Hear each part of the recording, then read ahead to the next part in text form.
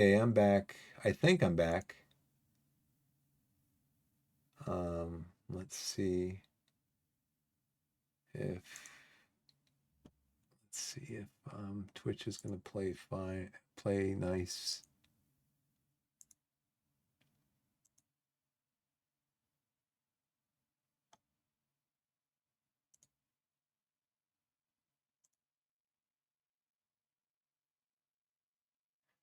Hey, what's up, Ragtag? Sorry, I was having a problem with my stream. Uh, if you're still there, if you're not, I just hope you come back because I was having an issue with my stream.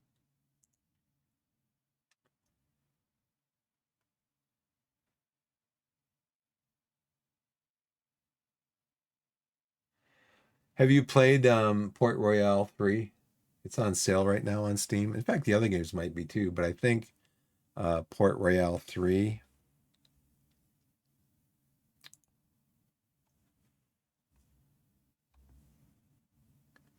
I think it's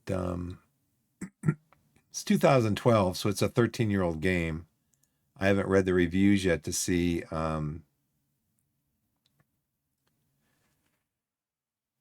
PR3 continues the dumbing down of player agency and control that PR2 already started compared to the original uh, game back in the day. Combat controls are simplistic and lacking. You control one ship actively, and the other two have default AI behavior. Very old-fashioned captain game. The Caribbean is nothing much except game graphics improved from Port Royale. 2.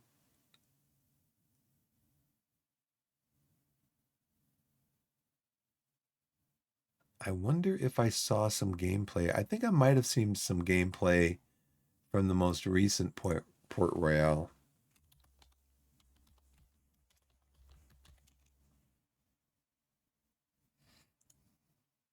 which is also like hugely marked down.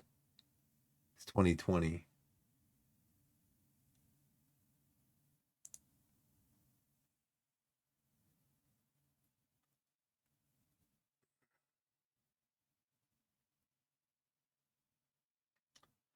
So, are you talking about Broken Arrow, Ragtag?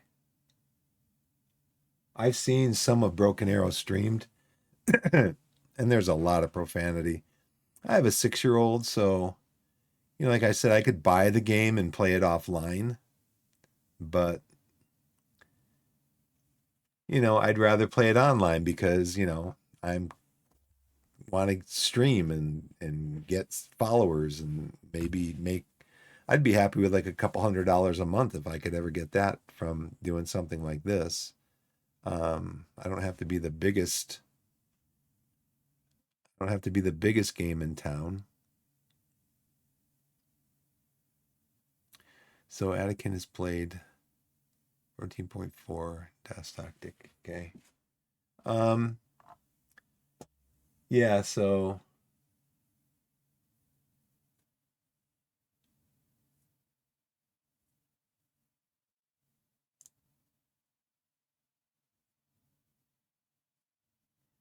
you recommend the Isle? Is that a game? Is that like a pirate game or something?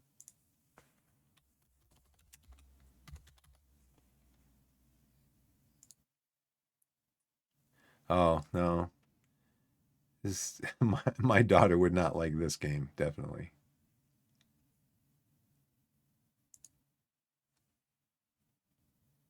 Yeah. I've got on the Epic Game Store, I've got Jurassic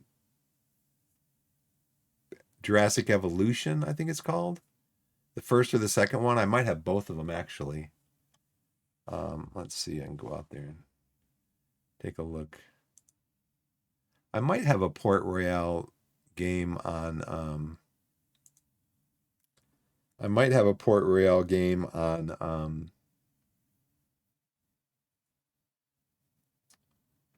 here. Let's go to my library. Yeah, I just got 2 Point Hospital.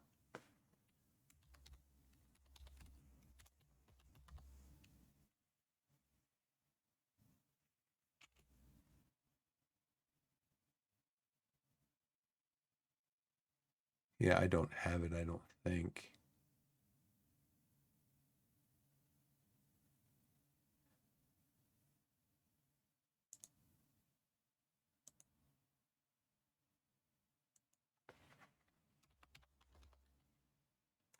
No, got my time at Porsche. And I do have Jurassic World Evolution and Jurassic World Evolution 2. If I want to play, I played some of one. So if I want to play a dinosaur game, I can play that.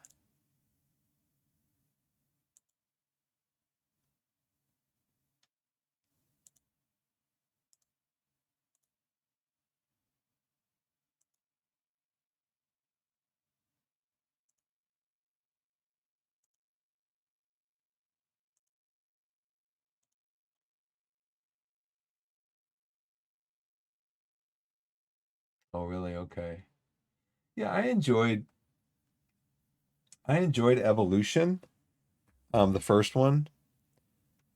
I haven't played the second one yet. I enjoyed the first one. I got to the point where I was actually getting animals in, and then at one point I was trying to redesign my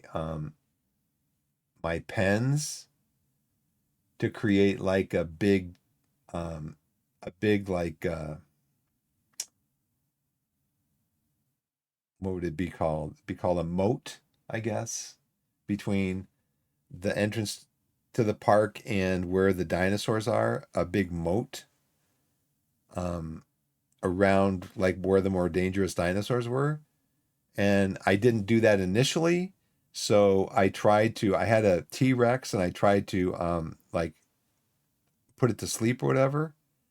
And so I could kind of redesign its pen and get that moat built. And it, I mean, if you want to have story, like the movie Jurassic Park, this would have been good story because it got loose, got out into my park, wreaked havoc, and yeah. So at that point, I just stopped playing. I'm just like, nah, I'll try something else. But I mean, it was fun when I played it. Yeah, that's what I said. Oh no.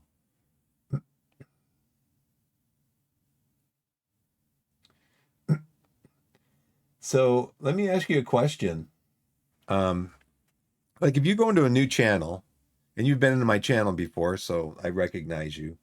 But if you go into a new channel, like I think I just saw a new person come into the channel, do you want to be recognized? Do you want the streamer to say, "Hey, how's it going?" and mention your name or whatever, or would you rather remain anonymous and then just let yourself join in chat and then the streamer could recognize you?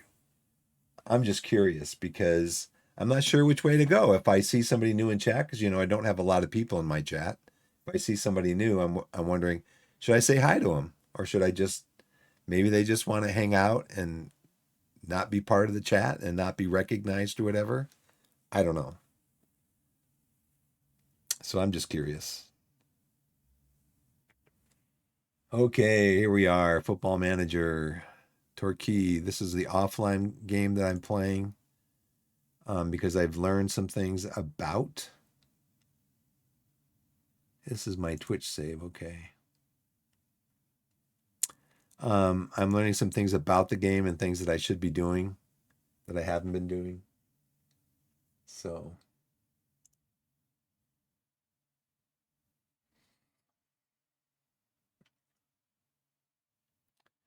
so where are we?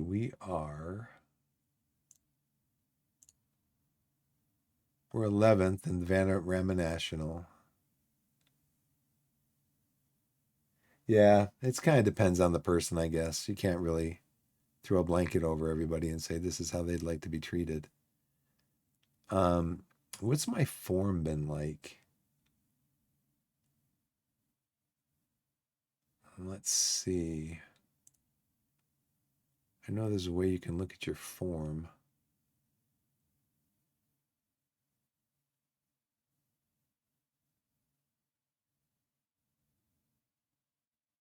Oh, that's where you find the notes. Okay.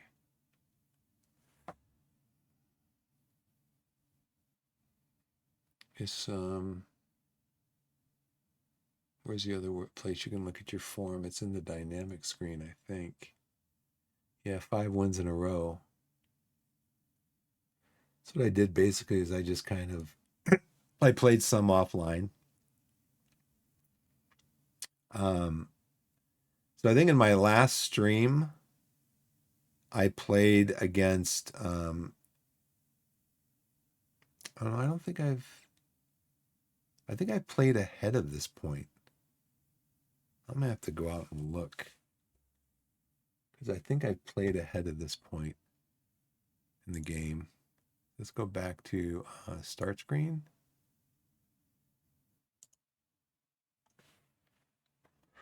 Let's see. What's the most recent saves?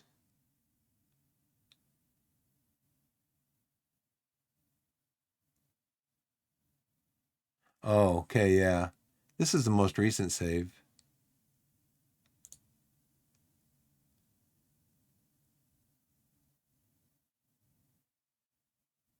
So let's see, go back over here to dynamics.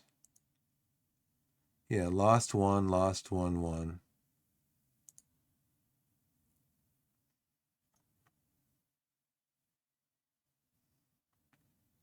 So up here, the way this worked out, and I actually did replay this game here, and I finally won 3-2 because this game was in the FA Cup third round qualifying. I beat Cray, which is it's a semi-professional non-league team. The only reason they're in here is to make up teams for the FA Cup. Opening rounds of the FA Cup. They're fairly loyal. Excuse me. I beat them 7-1. Very handily beat them 7-1. And then 2 weeks later, this is the third round of the FA Cup qualifying. In the fourth round of the FA Cup qualifying, I played Bognor Regis, which is a semi-professional, fairly loyal team. Again, they're a non-league team, and so they're only in here. If you look at their schedule, they're only in the game to make up teams for the opening rounds of the FA Cup. That's the only reason they're in the game. So, so the first time I played them, Bognor Regis, you can see coming off of this is a close game against Maidstone.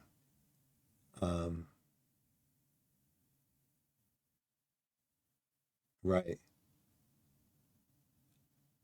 So yeah, Hemmel was up here. I beat them 3-0. Then I beat Cray 7-1.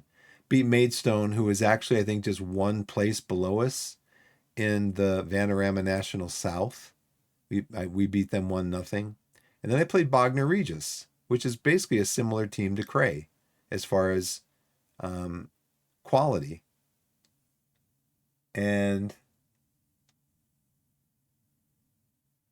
Honey Badger, thanks for following.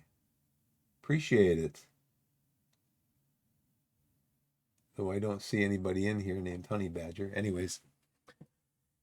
So I lost the first game to Bognor Regis 4-1. They had 4 goals by the 30th minute.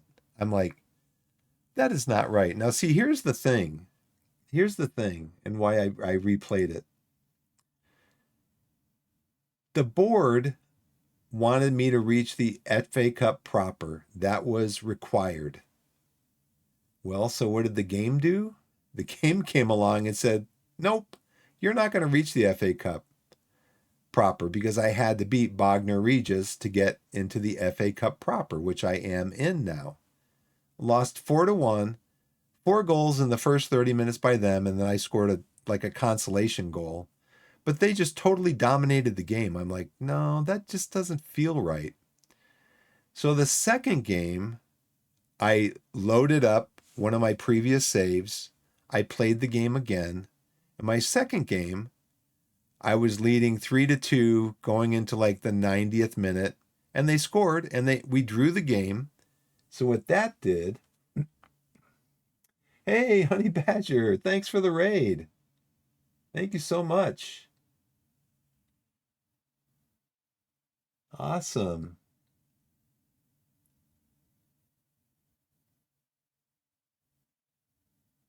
Doing well. Thank you. Welcome to the channel. Hey everybody, welcome to the channel. I'm just explaining, were you playing, Honey Badger, were you playing FM? Yeah, I can see the FM on the end of your name there. Yeah, just playing my Torquay save. I started up Torquay. I forget what the date was. I don't know if I went back. I don't know if I started this with a June date or a July date.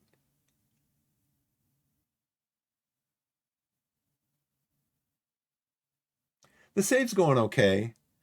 My main problem is that in the league, I started off with a 10-point deduction because we went into administration in 2022.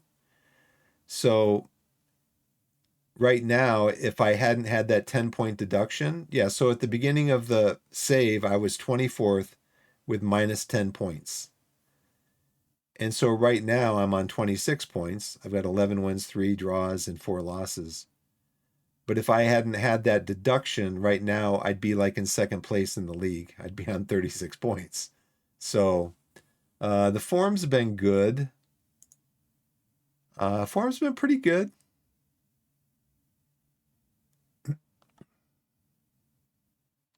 But I was saying that I did do a save scum. Guilty. Guilty as charged. I did do a save scum because the results between playing against Cray in the third cup qualifying round of the FA Cup and playing against Bognor Regis in the fourth qualifying round, which I had to get past that in order to meet the board expectations of reaching the FA Cup proper. I had to win that game. Well, both these clubs, Cray and Bognor Regis. Okay. Yeah, thanks for stopping by. Thanks for the raid. Appreciate it. Hey everybody, what's going on? Thanks for coming to the channel. Hope we can do some fun gameplay for you tonight. I'm brand new to this game. I got about 60 hours in it now, man. 70 hours maybe. So I feel like I'm just scratching the surface, watching a lot of videos and trying to figure out. I've started and stopped and started and stopped and started and stopped just because there's so much in here. And I'm learning a lot though. I'm learning a lot from chat about what to do. So yeah, what happened with both Cray and Bognor Regis are semi-professional teams, fairly loyal. I guess that means that maybe their players are fairly loyal to the team. Like, yeah, I can't make it to practice tomorrow, so I got a date or something, so I'm not coming to practice. I don't know if that's what it means, but they're both semi-professional, fairly loyal. I think the only reason that they're in the game is to make up spots for their teams that are kind of made up by the AI just to get in, to have teams to be in the opening rounds of the FA Cup, the qualifying rounds. And so that's the only reason they're in here. You can see over here, Bognor Regis, same thing. They don't have a schedule, any ongoing schedule. They're just in there to make up the space. Oh, Cray's real? Okay. So anyways, what happened with them is I played Cray. I won 7-1, dominated the game.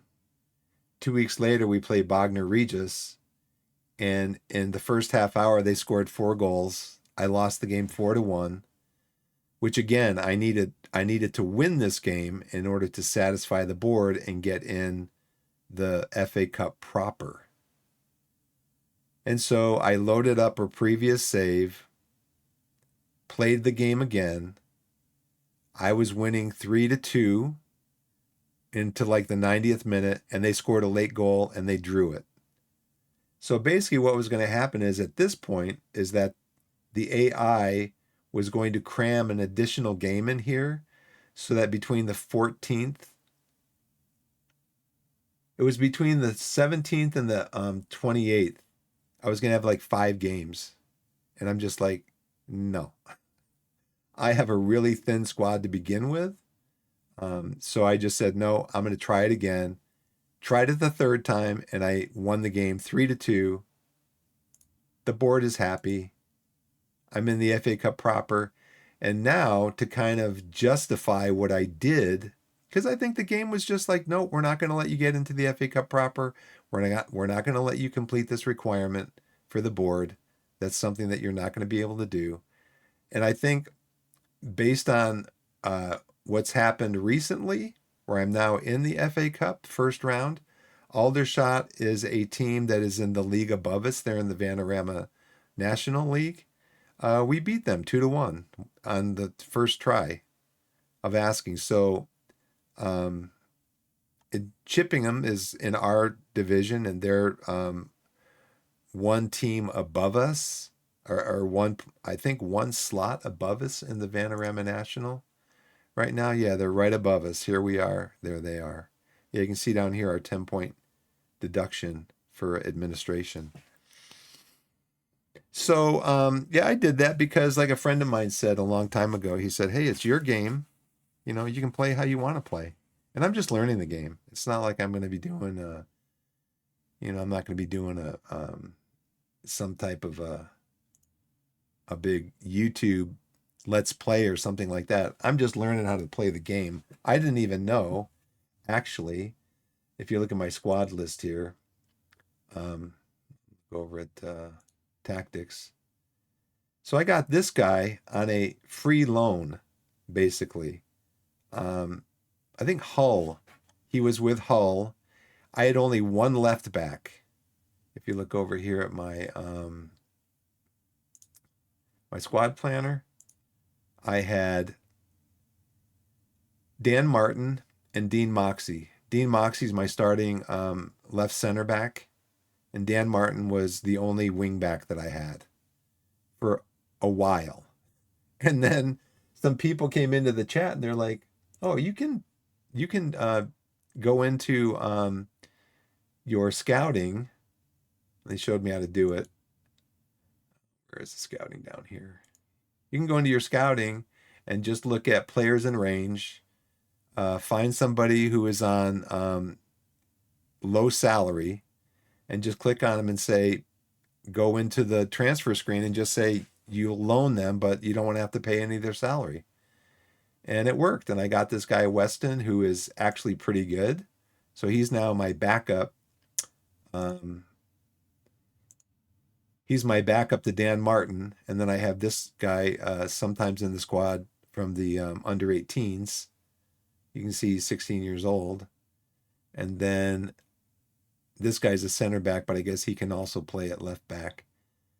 So yeah, I didn't know I could do that. And some people came into my chat like a week ago, and I'm just asking them, what do I do? What do I do? Learning all this stuff. And that was your suggestion, Rag? Yeah, I know. I'm just like, I don't know. I don't know. I still, I'll tell you what, I guess because the board was in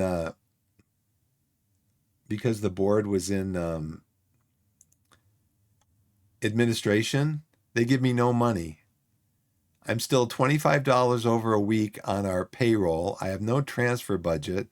I've got a big scouting budget. I didn't know that I could actually change that if I want to. But I'm getting all these reports from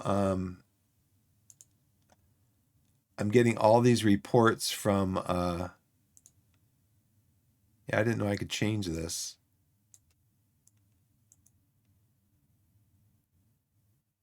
I don't know if that's where I change it.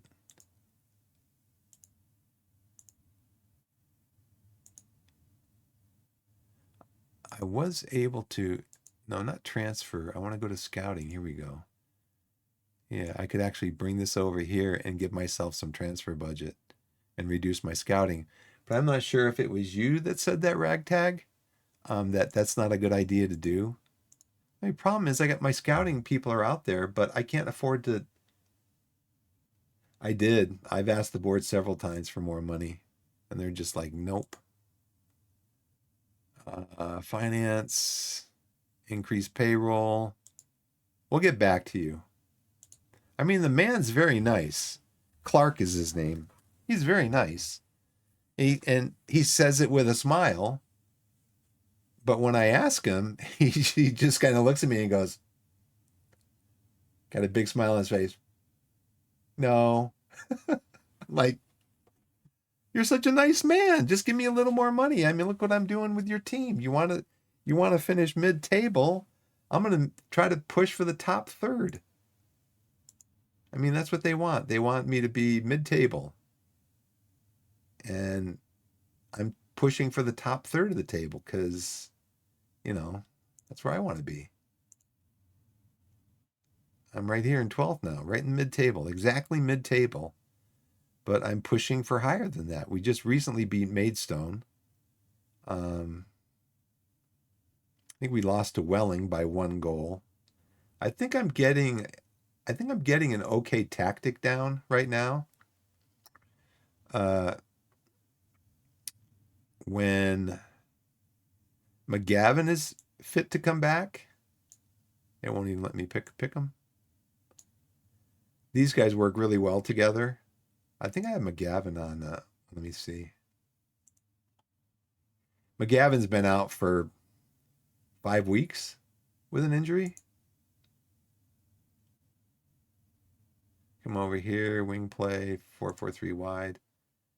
I think Lapsley, if we change him to I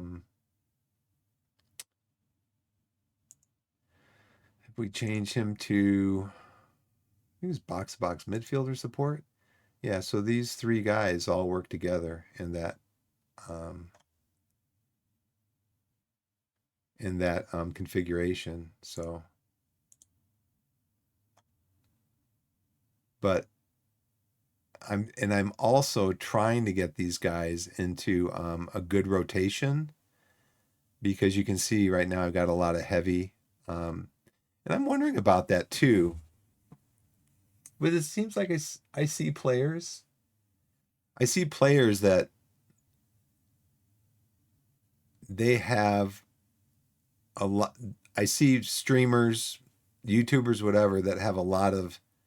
They'll have heavy match load players, and it seems like they play them all the time, and and people don't get injured. So I don't know, but you can see we're coming up on a real hot and heavy part of the schedule right now because we've got FA Cup coming up. So we do have 4 games in 10 days. So I'm trying to get these guys rotated, but it's really tricky with I'm basically going with a lot of youngsters to get rotation in the team. If I do a quick pick right now, pick rotated squad, if I go full rotation, I get a lot of players in that are light, but under 18, under 18, under 18, under 18. I think he's 18, under 18. And these teams that I'm going to be playing are Tonbridge, I think, is above us.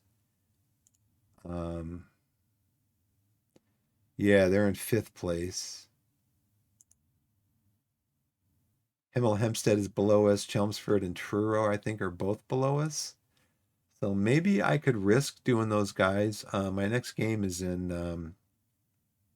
Oh, no, I'm up here. Sorry. Chippenham. We saw they're one above us, Taunton, Dartford, and Bath City. Bath City's pretty good, I think. Yeah, Bath City's in 2nd. Taunton is down in 20th. Dartford is, they're just a couple places below us, so it's going to be tough.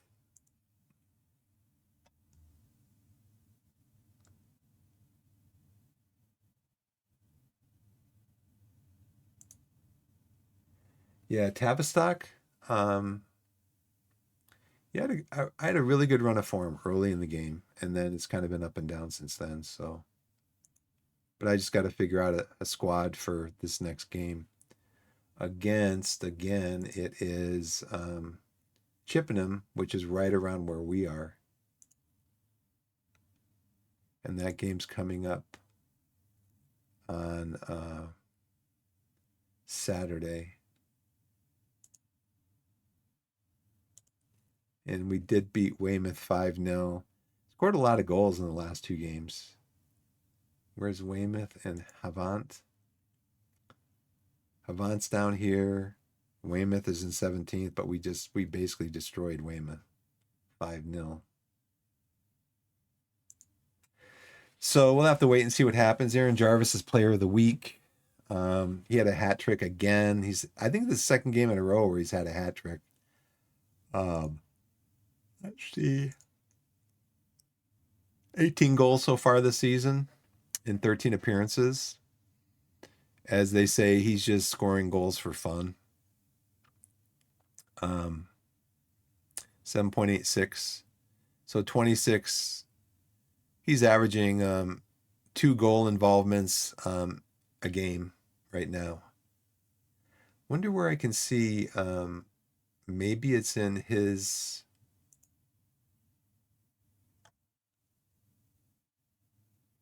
Yeah, he's had.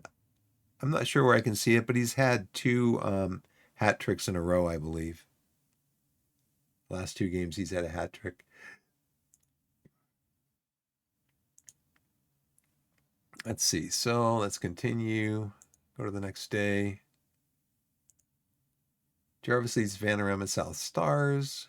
Comfortable win. Weymouth defense could not cope with Jarvis finishing. Yeah, he's got, what, 8 goals in the last, 1, 2, 3, 4, 5 games?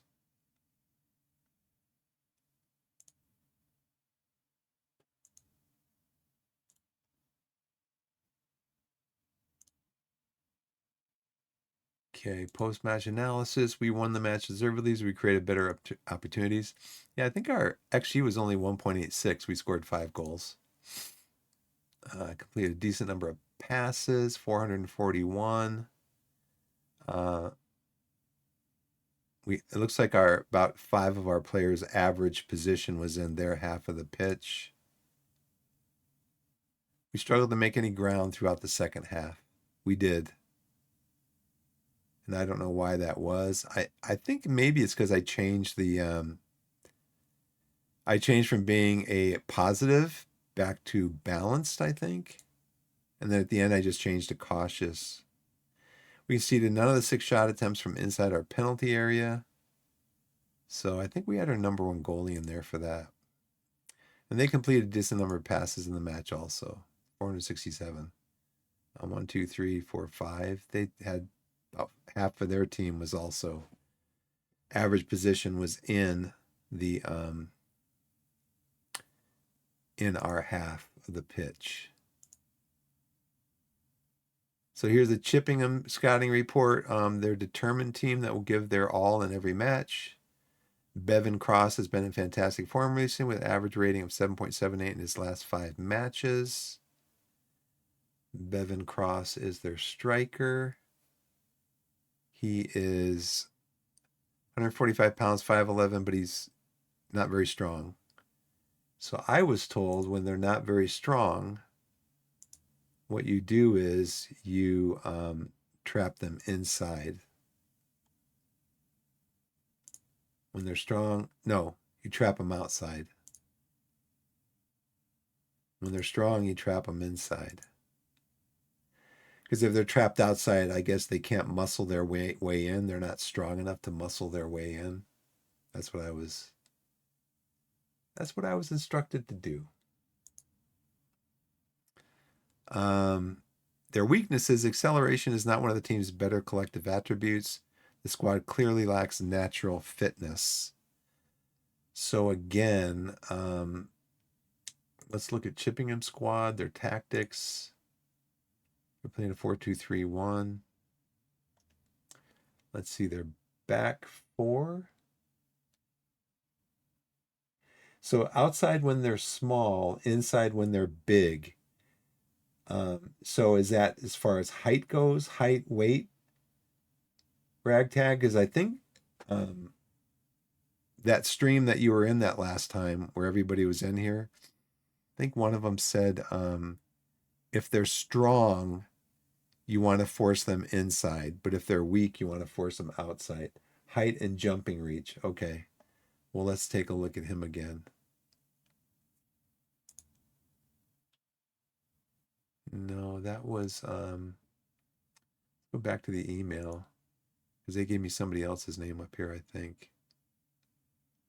Bevan Cross. Who is Bevan Cross? He's a striker, but is he even going to play? So I might have to set up I don't know if I'll have to set up a tactic specifically for him. He's 5'11". His jumping reach is 4-13. But then the team itself, let's go back here again. McClure, he's 5'10". Jumping reach is 9. So then you'd want to force him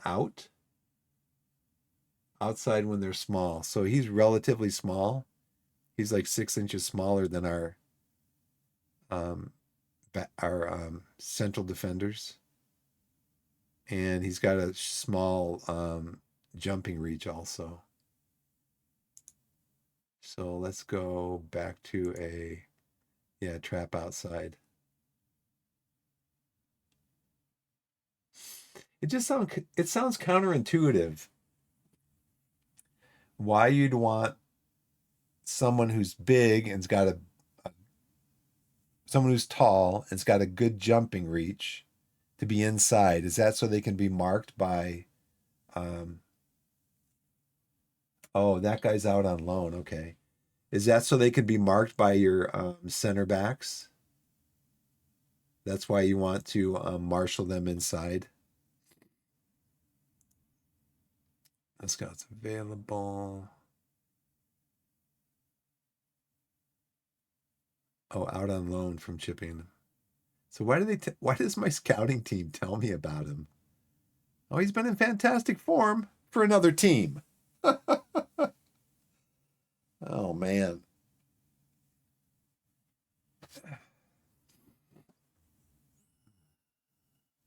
So if they have this affinity set up on this side, on my right side, do I want my my wing back to maybe stay in support or defend? Right.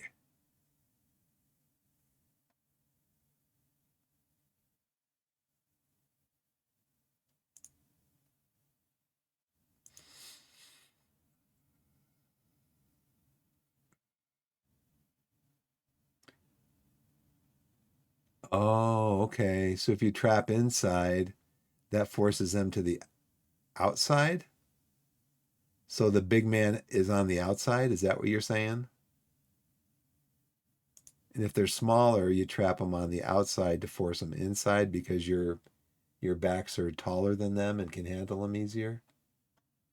I don't know. Outside when they're small, inside when they're big. Like I said, it just seems counterintuitive, but what do I know? So what would my tactic be on this side if these guys have an infinity? He's a fullback, a winger. Because my guys are. So when my best winger's in here, if my best 11 is in here. These guys have an affinity, but they're going to be playing on the same side as these guys. These guys are on the left. These guys are on the right. So is that a good idea to still play like overlap?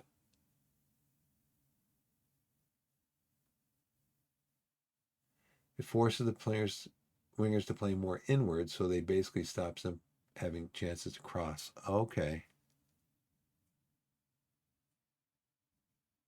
All right.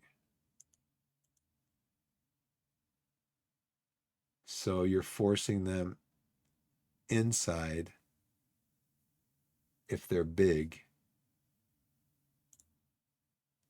You're forcing the wingers inside so they can't cross. Overlap wastes chances. Okay.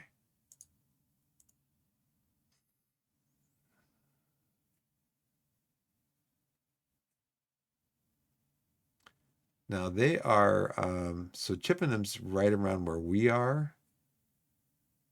So I think we're going to work the ball into the area, be more disciplined, so we can. Well, let's leave it off now for now. We can counter. Tell the goalkeeper to distribute quickly, take short kicks, and then I think the game's probably going to tell me to have a higher defensive line and a low block. That's usually what it tells me to do. But we'll see going into the game.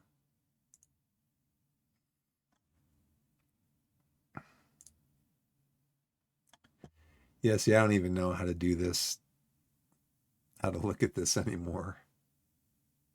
Not anymore, just at all. It'd be nice if they showed you the position of the player.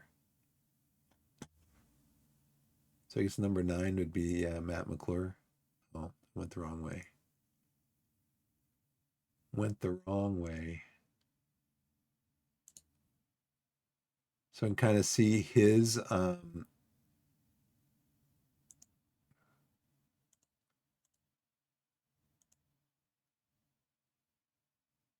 so Ed Williams. So this is in their own half.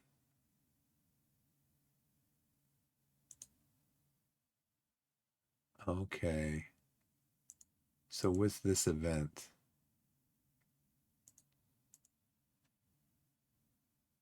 Let's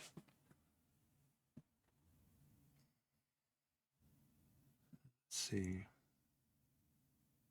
I don't think I'm going to use that screen right now. It's a little too much. Have them outside.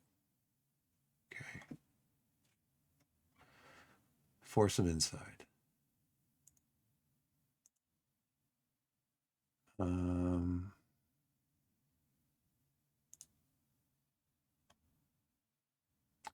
Use 3 different formations. They face 6 different formations. Most commonly faced was 4-3-3 DM wide, which they played against for 530 out of 1,800 minutes. They played that one. Clear cut chances for against. Chance every 177 minutes. Chance against. So that's my formation though. So I guess I play wide. I don't know how fast their backs are.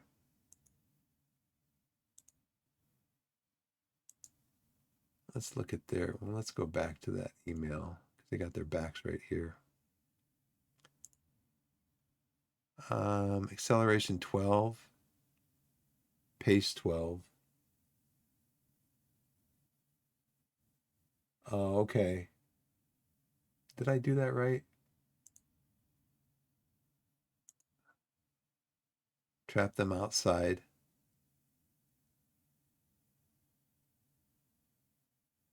So they have to put crosses in. Should you invite crosses? I think you might have been the one to tell me, no, you don't invite crosses.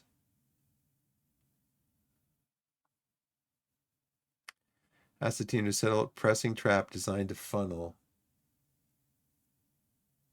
the ball into wide areas where the opposition have fewer options with the ball and are more likely to concede possession. Okay. Well, let's just go to the next one.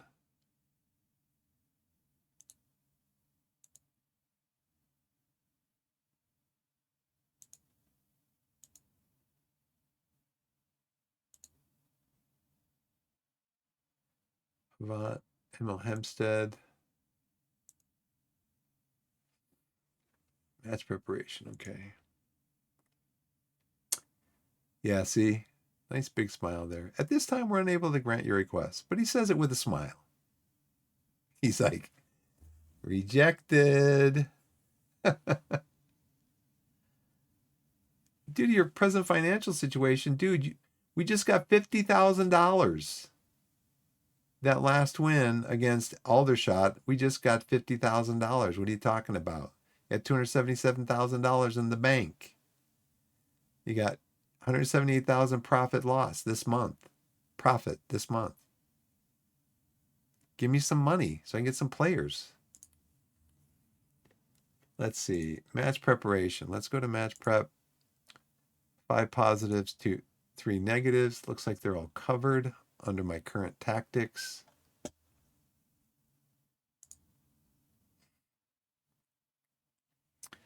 Let's see. Craig Fastenmaid is performing well above average in key statistics for this attacking role.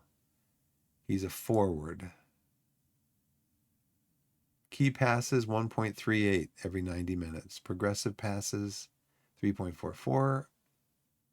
Not many goals though. Assists, half an assist per game. 1.31 shots per game. Shots on target. Half of his shots are on target. Okay, Craig is over. He's a winger. I think I just looked at him. 12 acceleration, 12 pace. So we're probably going to have to put, maybe give some special tactics for keeping him, show him on his weak foot. Tariq Johnson performing well above average in key statistics for this attacking role. Is he on the other side? Pretty much the same as Fastenmaid. Kind of looks the same. Yeah, it looks almost exactly the same. Last match, XG performs. They won the match, but were worse than their opponents in creating good opportunities. Chip and him are performing well above average in attacking statistics. Fouls against. Pass completion, 88% of their passes. So we definitely want to try to keep possession because sounds like they keep a lot of possession. 11 shots per game.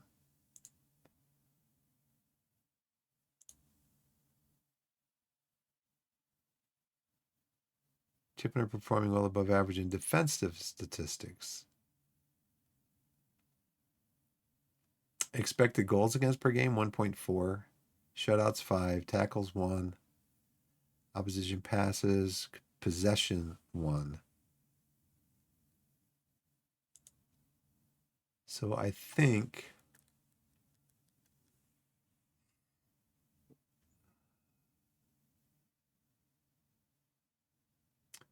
supporters are predicting a win. They expect the team to win the next match. Yeah, but all my players are tired. All my players are tired. He's out on, for like the second time in a month, De Silva is out on international duty. It's like he just got back. He's played in like 1 or 2 games and he's out again. Halstead, these guys are coming back a little bit. I just don't want to injure anybody because they've had heavy match. See, this is put a fullback on defend.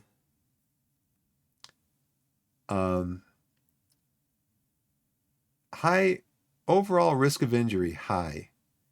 Injury susceptibility, below average. Huh? It seems like if your risk of injury would really correlate directly with your susceptibility. Oh, I see. His susceptibility is based on previous injuries that he's had. That's what that looks like that means.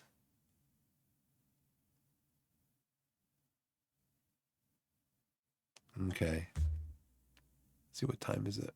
I think I'm going to take a quick break. And then we'll continue with this. Just going to grab a snack and think about what I'm doing here. So I'll be back in a few minutes. Thanks for watching. I think I have a message here. And if anybody wants to toss me a follow while I'm gone, I'd appreciate it. I think I'm at 58 followers right now, so I'm trying to move up the ladder a little bit.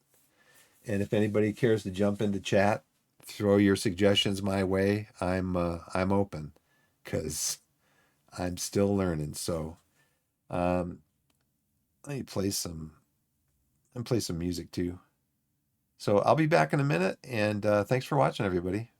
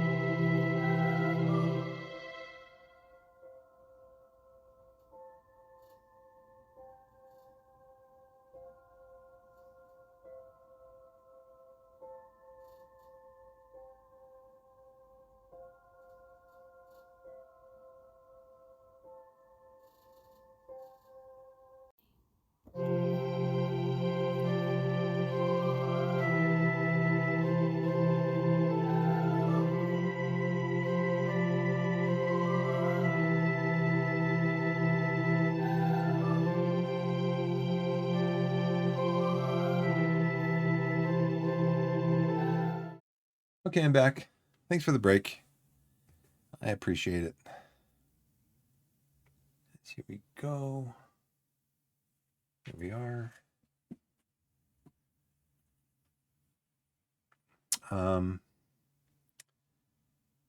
Yeah, so everyone gets a high risk of injury. Is that dependent on their game time, their match load?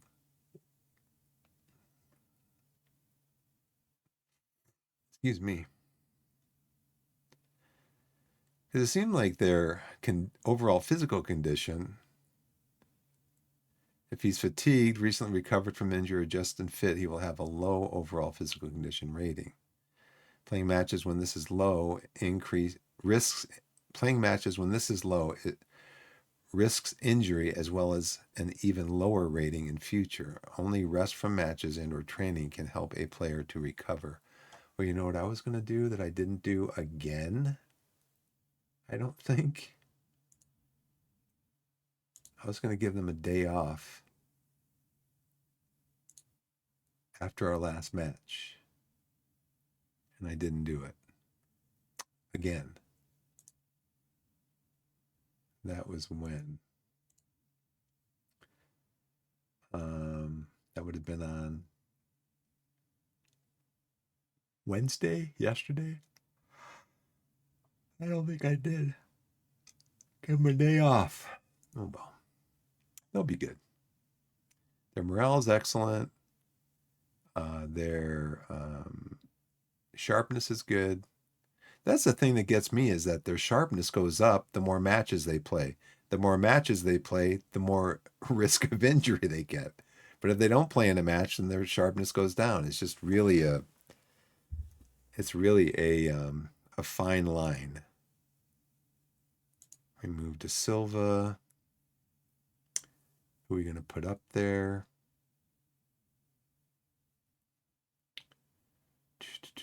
Stobbs.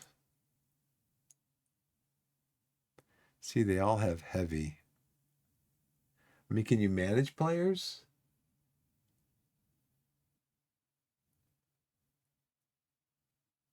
And that's the thing too, is that this could all come back in the next couple of days before the match. I've seen that happen too.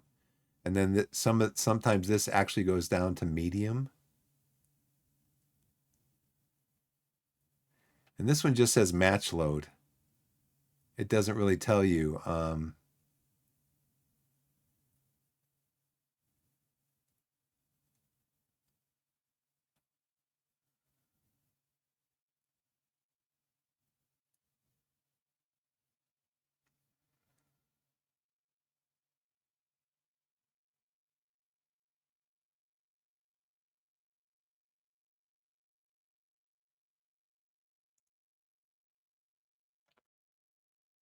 Well, let's see. Let's keep going.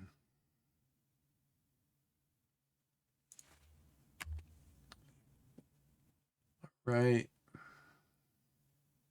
This is what he suggests. So if I do my rotation,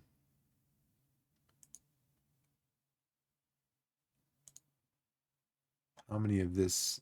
No, how many? What does he suggest? He wants me to play. He wants me to play Lovett for Halstead. I'm going to play Halstead, and I'm going to put Lovett as backup. Tomlinson was injured recently, so he's out 1 to 2 days. He's not going to be coming back, though. I don't think he's ready to. He fractured his finger. Ollie Tomlinson had a gash in his lower leg, so he's losing sharpness. Barnes, tight hamstring, but he looks good to go. So I think I might start with Barnes and then have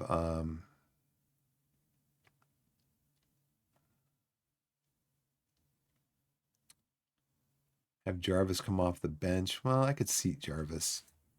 I don't know. They expect me to win. That's the problem. And this is amazing. You basically get a goalie and 4 substitutes, and they have to play 46 games. That's why I've been forced to play so many youngsters because I just don't have the. I guess what I should do is if I start up a save again, what I should do is right at the beginning of the season is just go out and look for a bunch of zero loan, uh, $0 loans to get into the team. The only thing is then I'd have to play them a lot.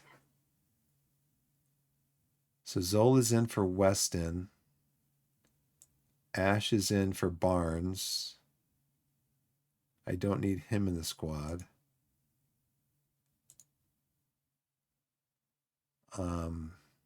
Moxie's heavy.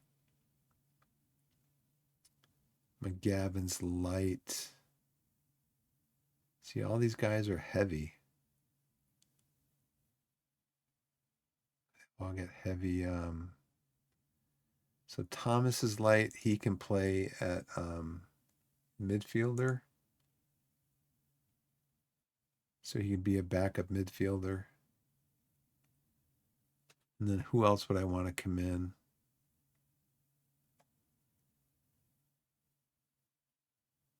McGavin can't come in.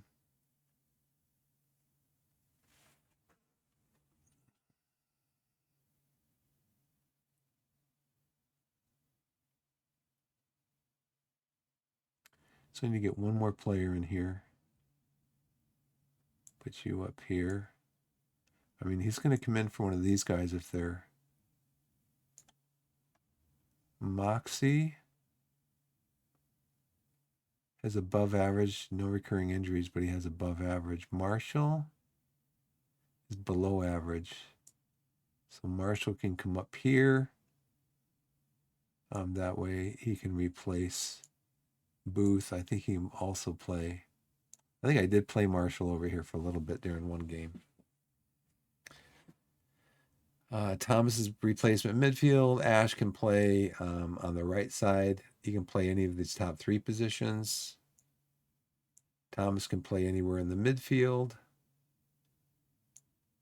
Marshall can play center back and a little bit of right back. And Zola can play on the left. So I think that's it. They're going to start off balanced in possession.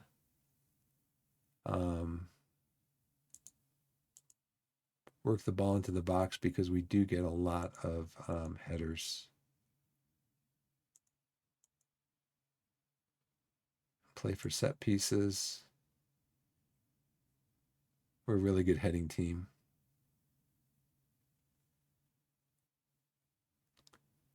So let's continue with this. Match preparation, Chippenham.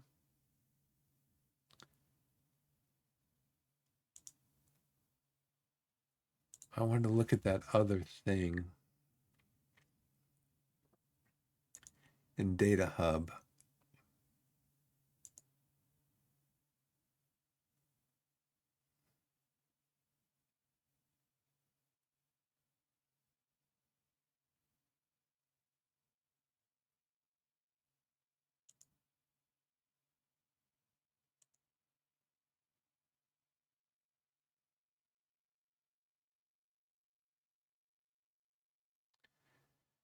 Okay. They restrict the opposition to no goals at all from 16 touches in their own penalty area. Okay. Regain possession well in central areas of the pitch in their own third. Haven't conceded from any of the 10 shots from inside their penalty area. Converted none of their 8 touches into goals in the opposition's penalty area. Scored from none of the 5 shots from inside the penalty area. Allowed 52 entries into their final third to develop into 9 shots on goal. It's one of the 8 attacks that led to them, which involved Matt McClure. Near enough touches the ball in the possession. 22 of the 52 occasions which they've allowed the positions on the left. So one third of the occasions they've allowed the opposition, the attacking third of the pitch, have come from the positions on the left. Now, is that my left or their left?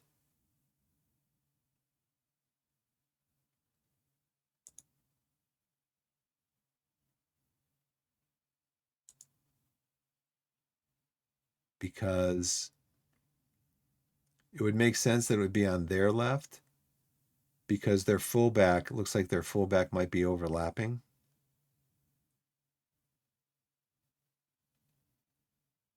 So then I might be able to get in on my right side and take advantage of this. I don't know if I have that right now. Kurichanis. Where is Collins? How's he doing? He's got a high risk of injury, but I might play him instead of Kurichanis. If I play him, oh, he's not going to have an affinity with Tomlinson anyways.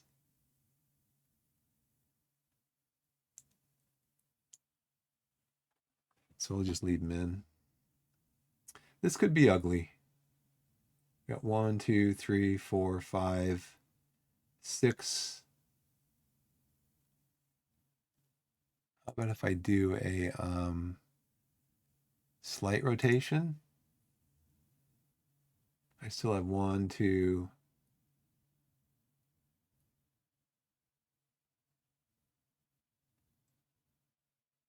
So at that point, I only have 2.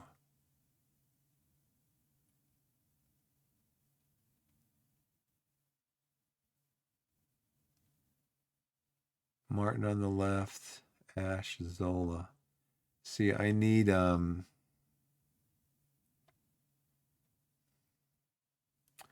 Zola and Martin are left backs. I don't need 2 left backs in this. I have to bring Tomlinson in.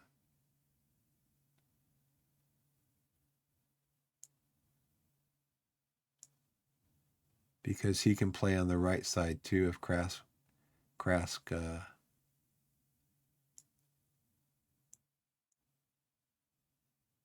1, 2. These guys have they're heavy though. Risk of injury is high, but injury susceptibility is average. Below average for Marshall. Recurring damage, Achilles tendon, torn calf muscle, and pulled knee ligaments. See, I don't want Hall in there either.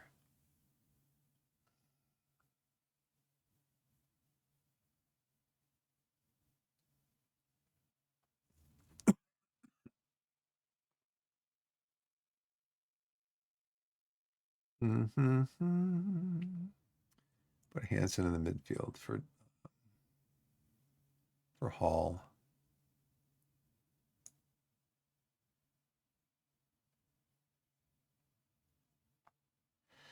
Let's see. Marshall's good. He is below average, no injuries. Stobbs is high, but he's really the only one that I have.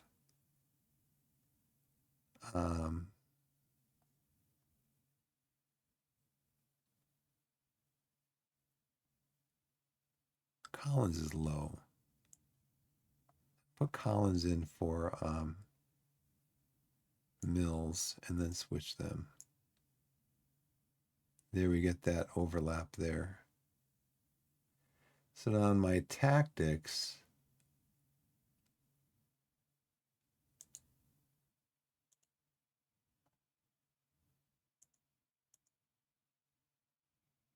I can focus the play down the right side, right? Because that's where I want my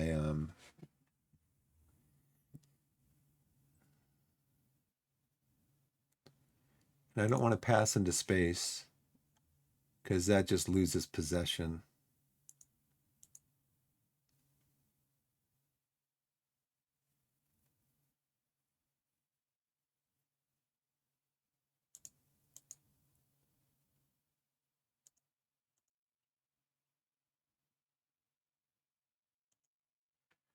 Okay, let's see how badly I can lose with this.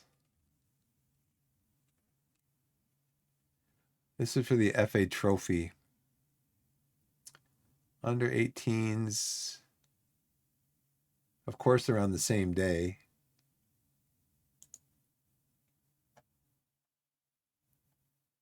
Yeah, of course, they're on the same day as my game against Chippenham.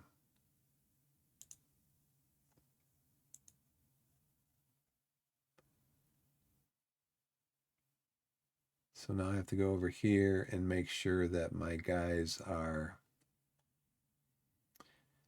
that all these guys in the squad are in my, they're on the, they're on the,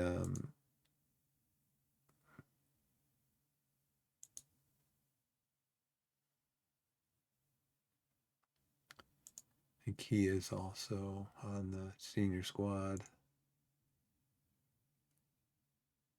Yeah, these guys, the 16-year-olds that are on the senior squad, I have them there for basically for backups, but also because the board is telling me that they've basically gone beyond what they can achieve in the under 18 team, so they need to move up to the under 21 team. However, my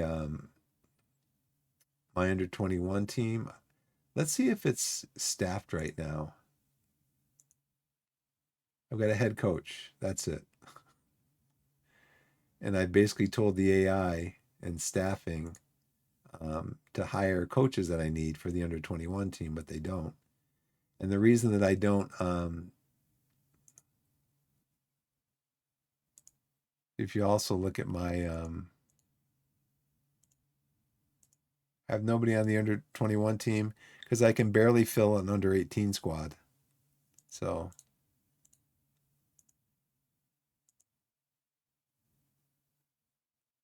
we should tie him down to a professional contract. I agree. Give me some money. Let's praise him for his recent form. He is what? He is a balanced personality. So put arm around. Dubious. That's why I don't usually do that. That's why I don't usually do that, especially before a match. Because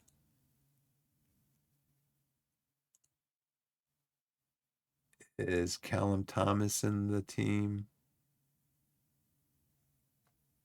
No, he's not. Okay. Yeah, that's why I usually don't I don't talk to the players about their training because they always, I mean,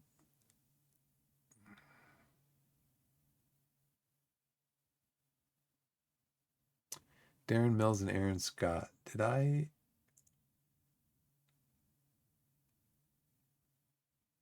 Yeah, I didn't put either one of them in. Okay. Um, because I always get negative. Sometimes I get a positive response. A lot of times I get a negative response, so I just don't talk to them because I don't want to mess up their concentration before a big game, you know. So this guy is usually pretty good. You've trained really well. Keep up the good work. Reese Lovett, I'm not going to talk to him because he's my backup goalie and I don't want him to be mad at me going into this game. So, okay, let's see. Game day.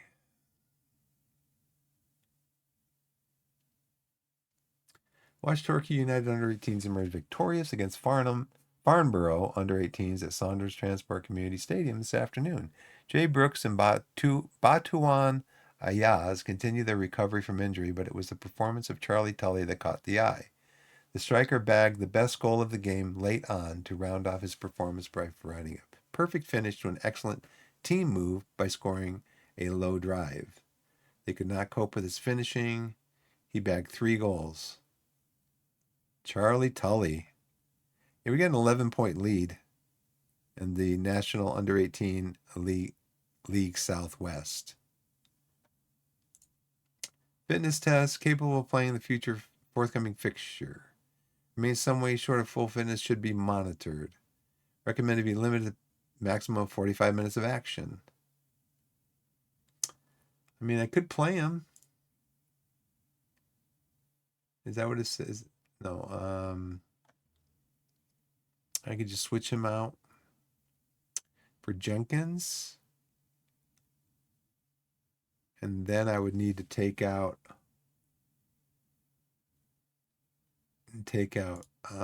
him. Put him on the bench.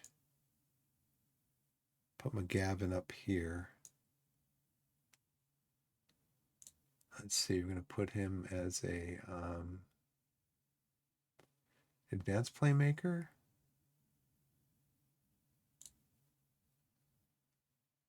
No, let's see, go up here as a ball-winning midfielder. That's not his best position, though.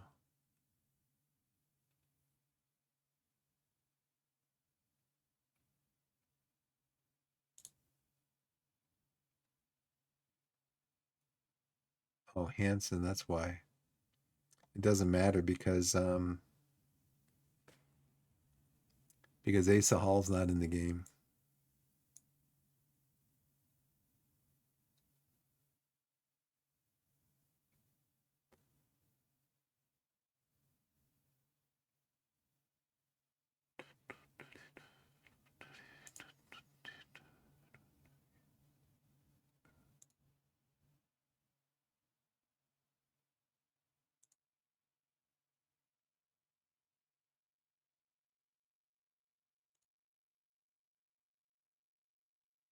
Oh, Dawson, that's why. Lapsley. I'm just trying to configure this as to where it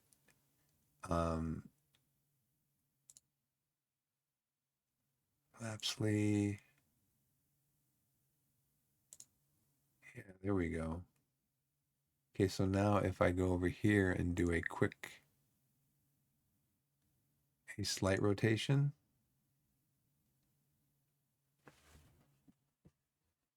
Okay.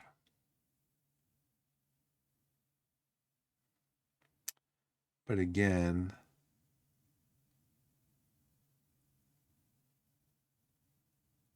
I don't need Zola in here. I was going to play McGavin over here. Not Collins. Yeah, I want to play Collins up here. I want to play, it doesn't matter. I guess it doesn't matter if I have McGavin in. I don't need you in here because that's why I have Ash in here. Martin can come in for you.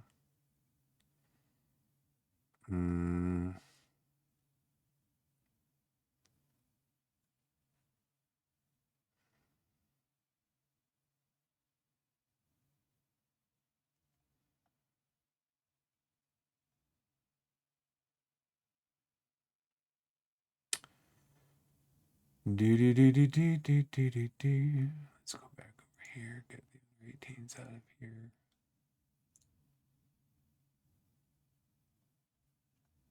Collins stars. I'm gonna switch these guys.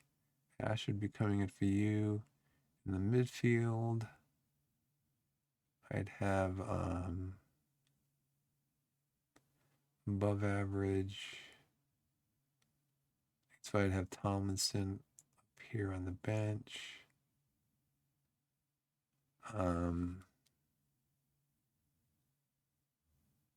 Ash would be there, and then who did I have in midfield?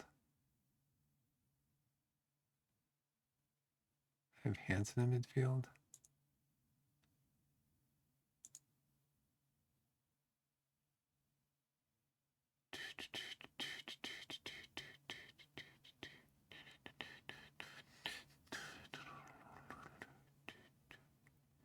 Maybe I had Hansen in midfield. No, I had Jenkins in midfield. Okay. Let's go with that. We're not going to overlap. We're going to play down the right. We're going to work the ball in space, play for set pieces, transition. We're going to go counter. We're going to take short kicks, distribute quickly. Out of this, we're going to go trap outside.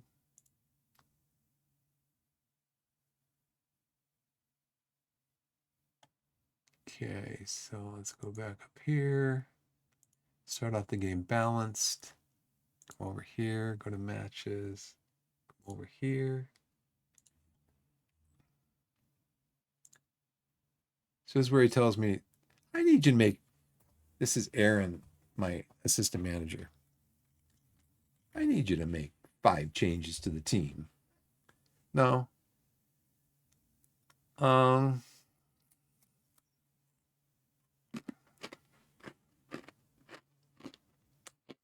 Ginger snap. I'm going to start out balanced and see where we go with the possession right away.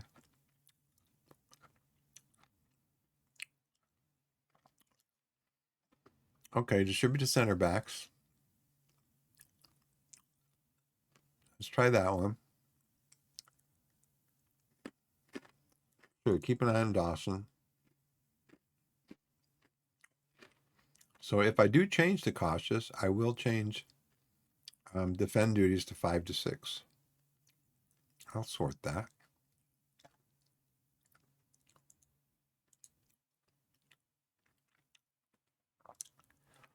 From the original wing play approach, if you want to return to the original style, I suggest we make the following changes.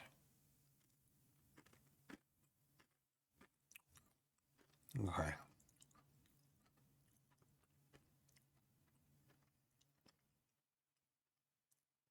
Okay, how'd you come you took a guy out of there for me? Who is going to be over there? Let's see, why did you do this? You just totally messed this up. Game? Kevin Dawson was over there.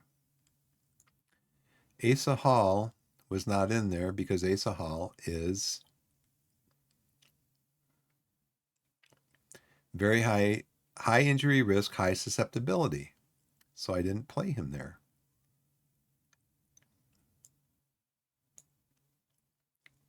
I think I actually took him out of the position. And then who did I put in there that you messed me up?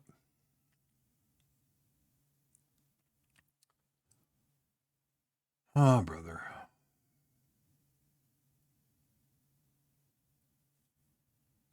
Did I have him on the bench? Zola, Asa Hall, Hansen. I think maybe I had Hansen on the bench.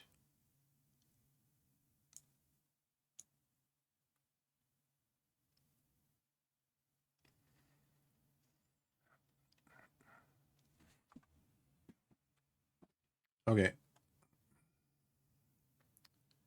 Lovett in goal. Ash forward. Hansen midfield. Martin defense. Tomlinson defense. Sure, let's submit it. Okay, they're emboldened. Feels the team instructions are a good match for the standard of stamina. Feels the team instructions are a good match for the standard of passing. Dribble more and run with ball are well matched. Pleased to be playing in his preferred role. Feels confident. So it's funny because if you look at Ross Marshall, his preferred role, it says central defender, but it says that it doesn't matter what side he wants to be on.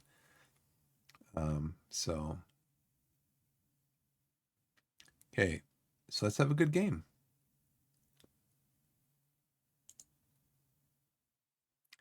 I pretty much always click on this because, again, if I click on something else and I usually don't use any gestures, players are going to go, I didn't like what you said there.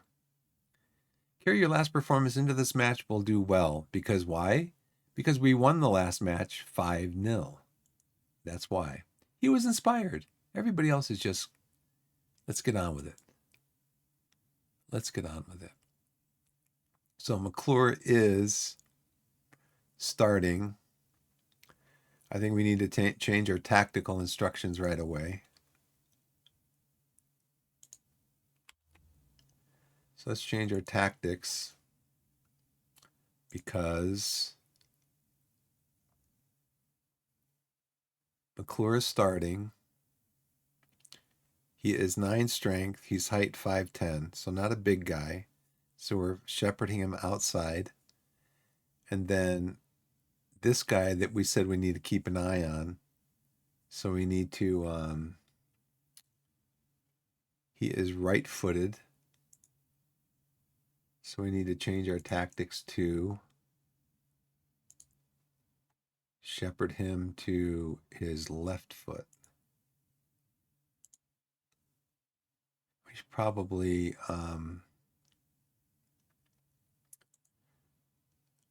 press him also. Who's Ed Williams? He's left wing. He's also 8 strength, so we should probably get him on his left foot.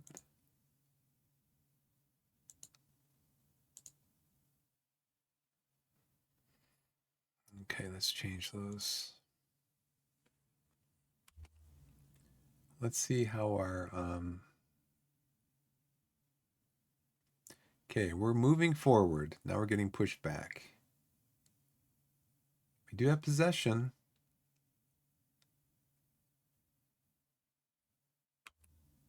Okay, so we have a throw in from Weston to Booth. Booth gets the ball over to McGavin.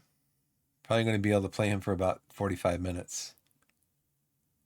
Marshall gets the ball, puts it up to Collins. Collins takes the ball up the field, finds Dawson. Dawson gets to Krask. Krask looks like he's overlapping a little bit. And into Collins. And Barnes puts it over the net.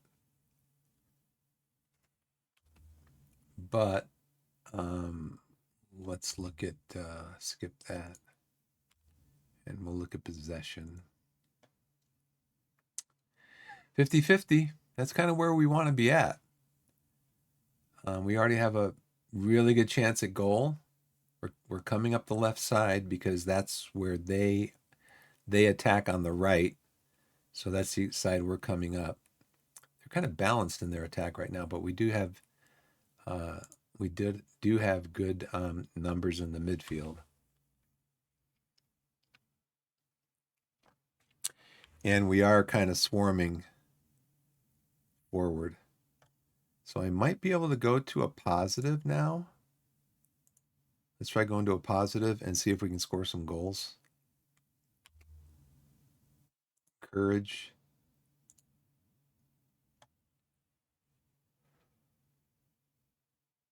Looks like they are having trouble getting across midfield. Though they are getting some more possession.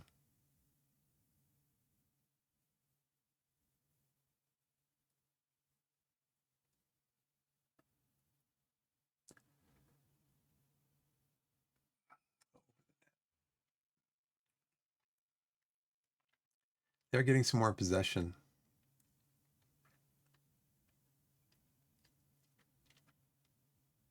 Halftime is going to be 0-0. We've struggled to control possession of the match, and our finishing is letting us down. Now we have 2 shots. No, we have 8 shots, 2 on target. Good XG. Only 43% possession. So that changed when I changed to positive. That possession changed when I changed it over to positive. Okay, when in possession, see, I don't want to pass into space, game. I changed that before. I want to be more disciplined with the ball. Oh, we still want to attack wide. We still want to go down the right side. Let's go down either side.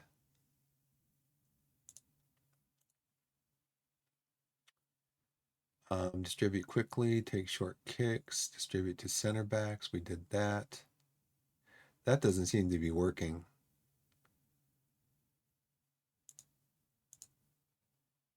And then we have our lines here. Okay, so let's go there. Dressing room. Proud of everyone's effort so far. Keep going and we can win this. Let's see some green up here. Nope. I don't know if the players believe they can win this, you know? I mean, I think they're one spot above us in the table. So I don't know if the team is convinced that we can win this. How's everybody doing? McGavin, he needs to come off. So Brad Ash is coming on. No. Hanson's coming on. Put Junkin Davis up here. Hanson can come on down here. They told us only 45 minutes for him, so. Lewis Collins is having a good game. That's good. You guys seem to be doing okay. Krask usually has a good game. He likes to maraud forward. And I had a question about this too, because usually Krask and Collins have an affinity, but it's not there in this screen. It's not there in the tactic screen, in the match tactic screen. I thought I would see it there, but I don't see it. So I don't know if that's just something or nothing. Okay, let's go. I wonder if I should say something to the forwards. Barnes, you're composed, playing okay. You're calm. What if I should say something to the forwards at the risk of making them mad?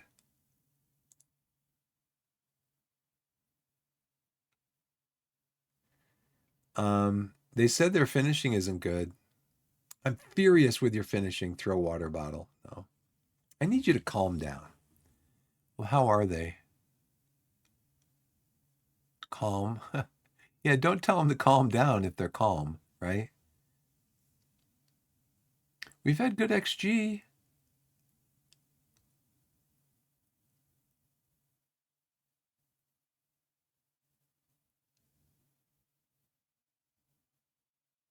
So have they been unlucky? Or can they improve? I'll just shout at them.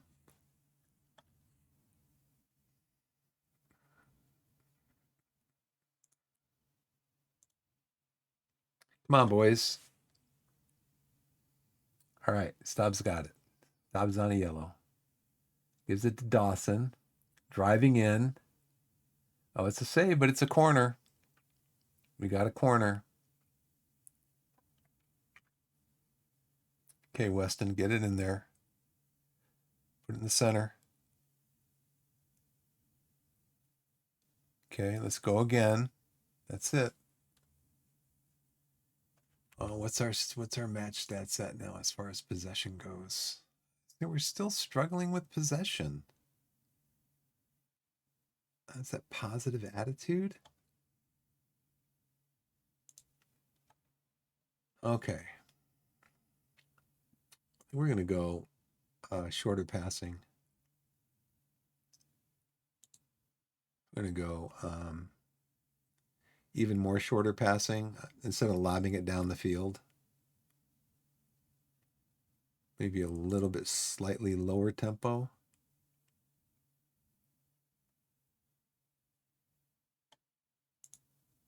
Our transition, still good.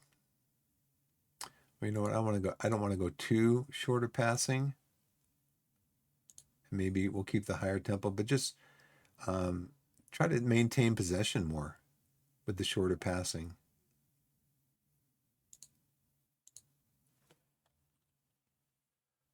All right, let's see.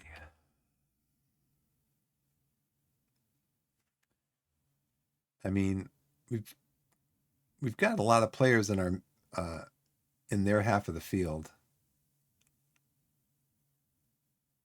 Okay, let's go. Lewis Collins taking a slight injury, indicating he wants to come off.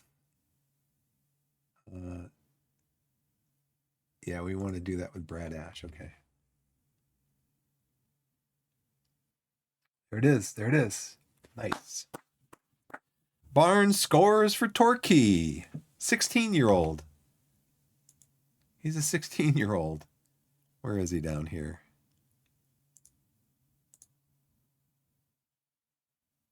He's got 4.5 star potential. 2 stars right now. Oh, he's 17. He must have just turned 17. All right. Up 1-0. So I don't know if we kill the game now or maybe we just go back to a balanced at this point.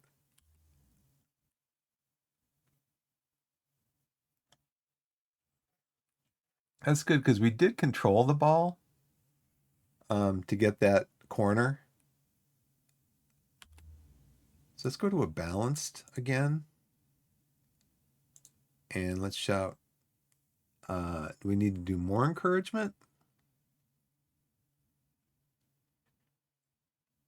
I'm not gonna shout because I think I just did a shout. Okay, here is their. Yeah, you can do that too. It's Finley Krask seems to have a hard time. Of course, he's got a lot of. There we go. There we go. That's what the game does to you. Don't get comfortable with the lead because the game will just take it right away from you. He was offside. He was offside, right? No, he wasn't. Oh, come on. You didn't even go up for it, Weston. He's jump. Do we have any more possession? We don't. We're not getting any more possession, but we do have a throw-in.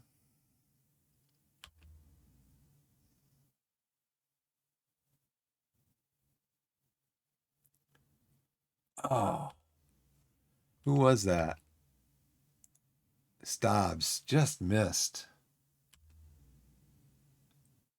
Be a goal kick.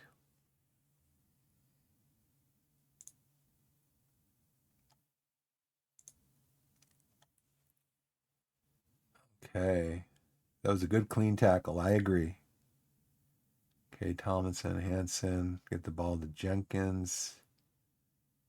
Booth. Okay, Dawson's in the middle. He sends the ball back to Marshall. Let's play the ball forward, guys. Here we go. There you go. There you go. Oh, man. Our finishing. It's our finishing.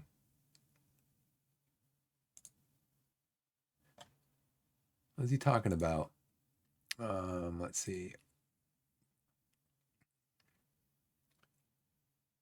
We have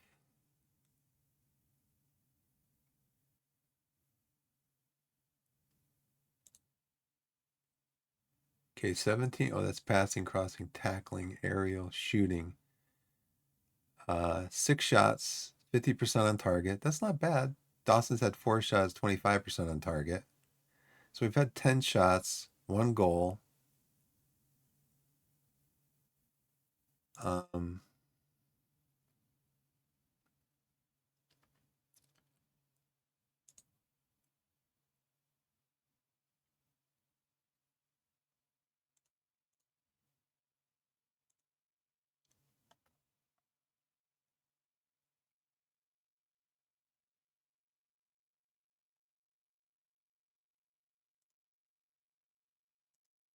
that won't let me sort. I can't drag this over here. Okay. 4, 1. So 1, 2. How many shots has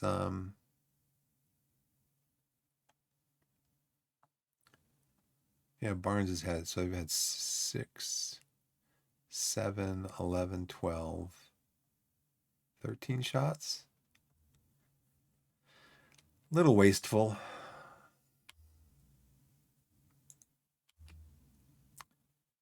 Let's go fire them up.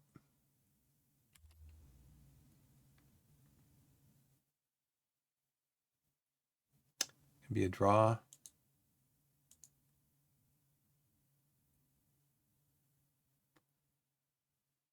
Oh, okay.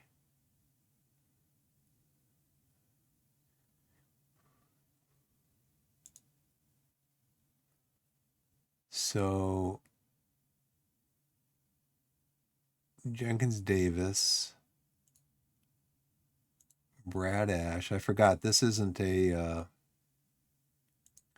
league game. This is FA Cup, I think, 4th round. That shows you how much attention I pay to what's going on in the game.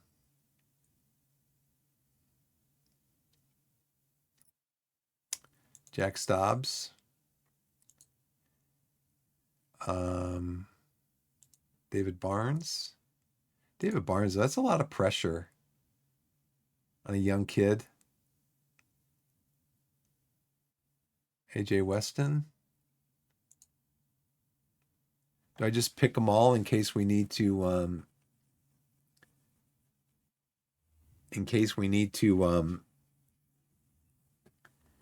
go to like multiple rounds?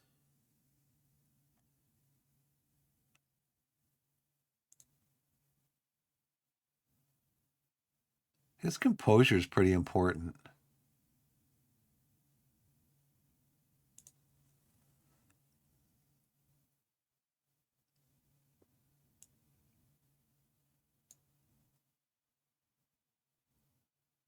Kevin Dawson can go second. David Barnes. If you go third.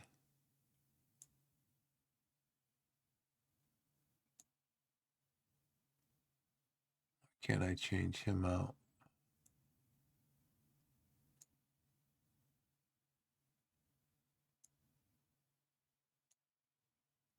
Okay, you can only pick 6. That's why, right? So Brad Ash, Kevin Dawson. We'll put Barnes in.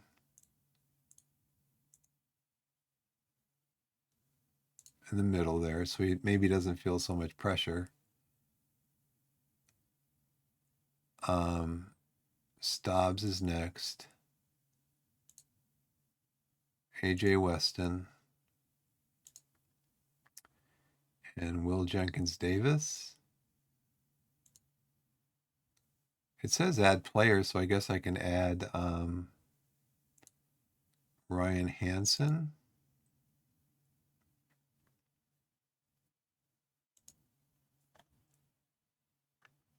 So right now I have midfielders and forwards. I should put Ross Marshall in. Austin Booth. You just pick spots for your whole team, right?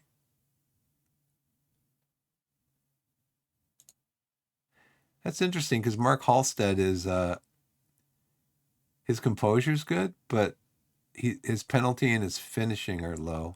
And I mean, some goalkeepers they put him in the first 5. Probably not many, but so Brad Ash, Kevin Dawson, David Barnes, Jack Stobbs, AJ Weston, Will Jenkins Davies, Ross Marshall. I wanted Brian Hansen in there ahead of him. Ross Marshall, Austin Booth. Okay, so let's give him a pep talk. Stay calm and back yourselves. We'll be fine. Okay. Nobody was fired up about that speech at all. Okay, Ash kicks first. Hasn't had a great attitude at the club, but he scores. Chipping in McClure comes up. He's their center forward.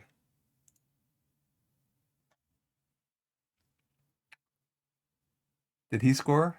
He did not. I didn't even see that. Can I watch this? Can I watch the replay? What's his name missed, huh? McClure missed? I didn't see it. I was looking up at my stream info up here. Okay. Evan scores. Barnes, he is the goal scorer in the game, but he is 17 years old, and that one was saved. I can kind of see how this is going to play out. The game does not want me to go any further in the FA Cup. Let's see if Halstead can make a save. Okay, Stobbs. He's one of my backup forwards. He scores. Let's see if Halstead can make another save. You saved the first one, Halstead. See if you can do it. He does. He does. He does. If we make this one, if we make this one, we win and go forward in the FA Cup. Weston. He is my loan. He is my zero cost loan. And we win. And we win. What a game. What a game. Yeah, we 14 shots on goal, 4 on target. We whittled possession down. They were at like 63. I think we were at 37 at the beginning of the game. But we just struggled for possession. Especially the first half of the second half. We dominated possession in the first half. Well, not dominated possession, we dominated control. Now, I don't know how those two things kind of interact with each other. But we had 1.55 XG. We had 9 shots off target. 1 clear-cut chance to their none. They fouled us 9 times. We completed 86% of our passes. They complete a lot of passes. So that's probably where they get their possession from. They completed 90% of their passes. But you see, we completed more passes on the right side. And it seemed like they kind of struggled to get into our half of the pitch. We had 1, 2, 3, 4, 5, 6 players averaging, their average position on the pitch was in their half. They only had 3. We did good on tackling. We're not necessarily a big tackling team, but see, this is where we're really good. And headers, really good. So we win. Stobbs got booked in the 46th minute. I didn't even know that. I'm glad I kept him on. Did he score the winning goal? No, Jenkins did. Chippenham only had, 1, 2, 3, 4, 5 shots? Is that right? Let's go back. Yeah, they only had 5 shots. We dominated them in shots, even though they dominated us in possession. I guess we did a good job on that, funneling them out. Oh, I don't want to do that. I want to see more. Got the result despite not being at our best, and that's what matters most. Everyone looked extremely delighted. Look at that morale. The morale is through the roof. Oh, this is the FA Trophy. Okay, second round. But we did beat a team, one above us in the league. So that's good. I'm happy with that.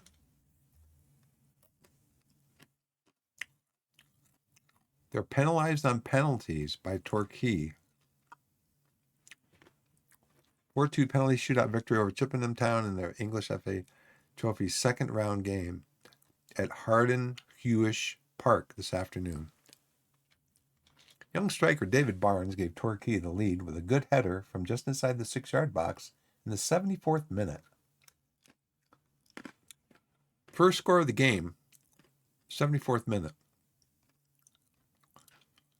And again, Brooklyn Genesini, playing as a defensive midfielder, equalized for Chippenham 2 minutes later.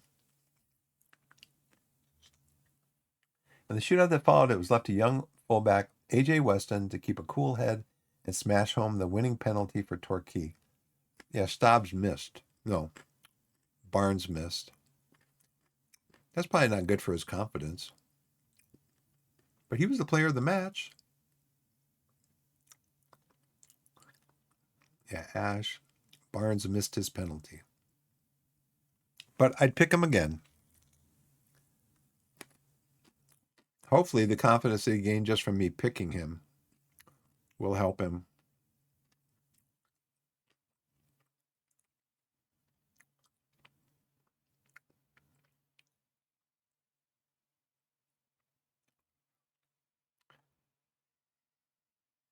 Other team lost to Lebanon. Okay, so we are into the, what round are we in?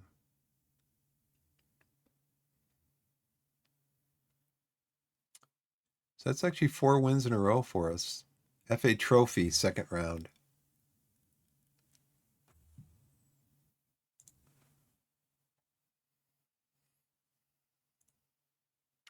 I think Torquay's actually won this trophy.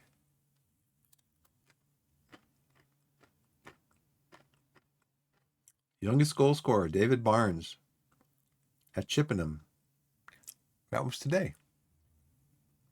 17 years, 42 days.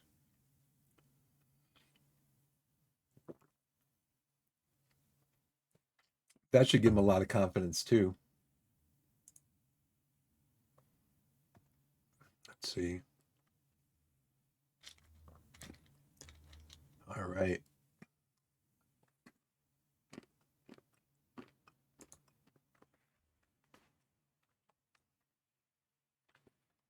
And Yeovil beat Horndean 6-2. I thought it would tell me who the winners were.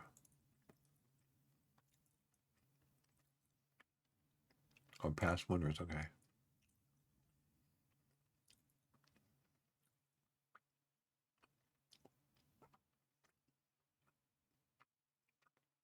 Nope. Doesn't look like Torquay has won it. Oh, came in second, runner up, 2008.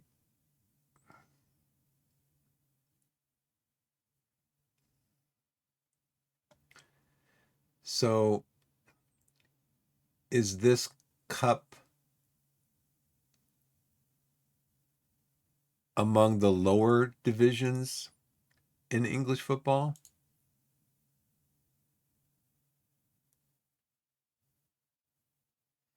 Whereas the FA Cup is all the teams in English football, but this is just for teams in the lower divisions. Does it give me?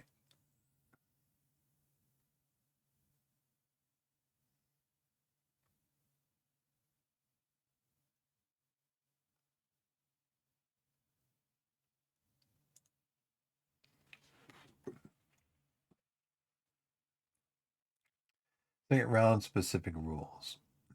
Number of teams 80. Winners qualify for the third round.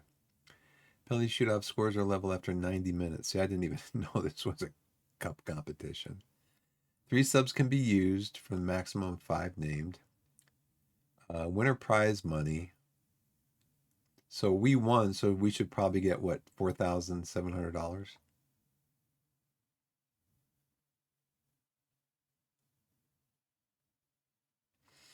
Oh, look at this. Stobbs.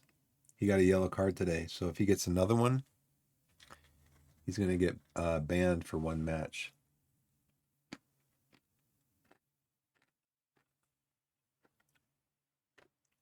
Nations treated as non-foreign work permit rules. It doesn't really tell me, though.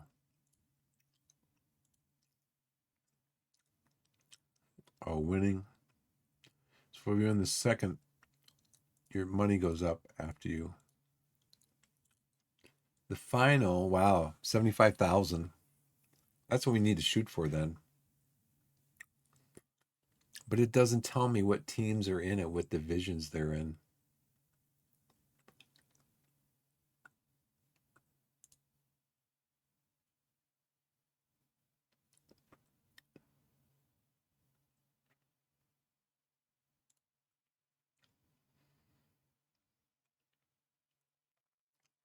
Can I sort this by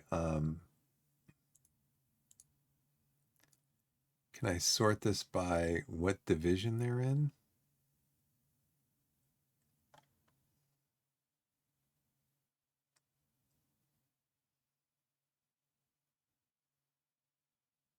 Hamden and Richmond, they're in our division. Is that the teams that are highlighted? They're in our division.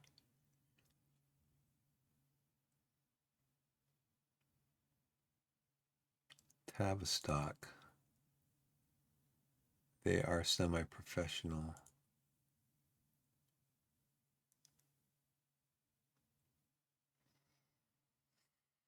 I guess it doesn't matter. I'll find out later. Torquay won an FA Trophy's second round. Torquay advanced to the third round on penalties after a 1-1 draw with Chippenham at Hardenhuish Park. The Vanarama National League South team are seen as having an outside chance of winning the competition, and to reach the English FA Trophy third round will be extremely pleasing for them. Okay. We got some money. Yeah. We've been awarded $4,680 for winning against Chippingham. And guess where all that money's going? It's going into our bank account. You don't get any of it. So sad. Oh, that's funny.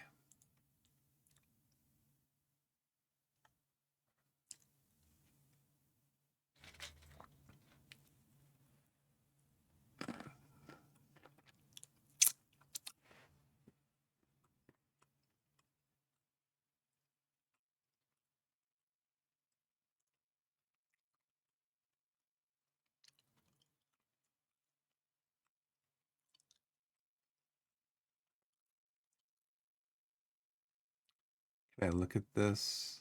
Oh, view highlights.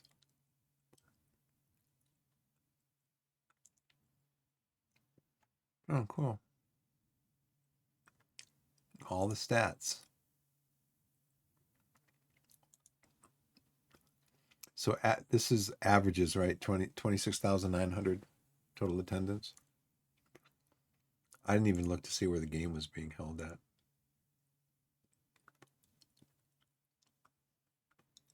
Concord caused English FA Trophy second round surprise. A series of upsets marked the English FA Trophy second round as a number of big clubs were knocked out by their opponents from lower divisions. That's good for us. The biggest surprise came as Isthmian Premier team Concord Rangers eliminated Vanarama South team Dartford at Barracote Powerhouse Princes Park.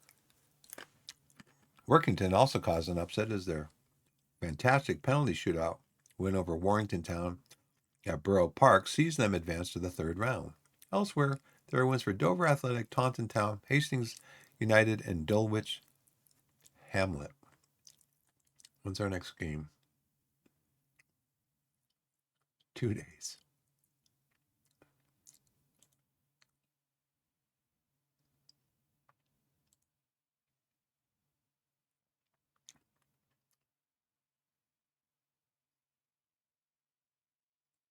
I was going to give them the day off.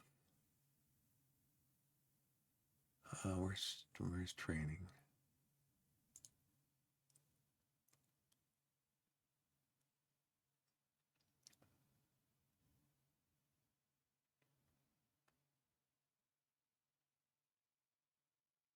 I think I'm going to do that just because.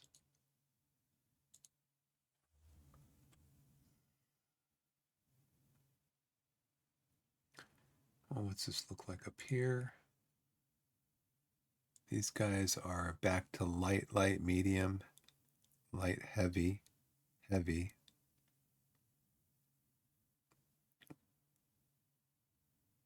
So I just give the whole team a day off, or just I think it's just the starting 11 of the previous game, right? That you give a day off to. The starting 11 or everybody. Because Ash played, I think all these guys were involved in. I'll give them all the day off.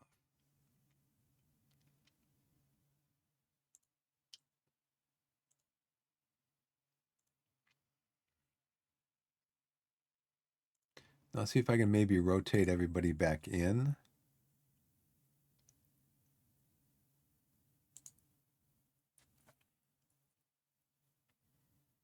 Gavin, you're really tired. Let's see if you can start. De Silva, you're still out of the country, I think. Well, we'll have to wait and see what happens.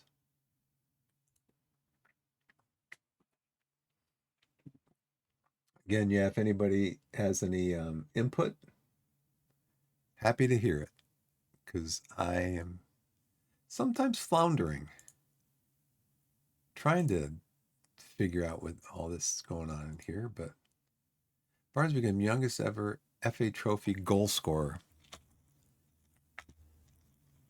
He scored at the age of 17 years, 42 days for Torquay on the road at Chippingham. David Barnes has set a new FA Trophy record for youngest goal scorer. Post-match analysis. Torquay defeat Chippingham. Really dominant throughout the first half. Yeah, we were. Similar level of dominance throughout the match.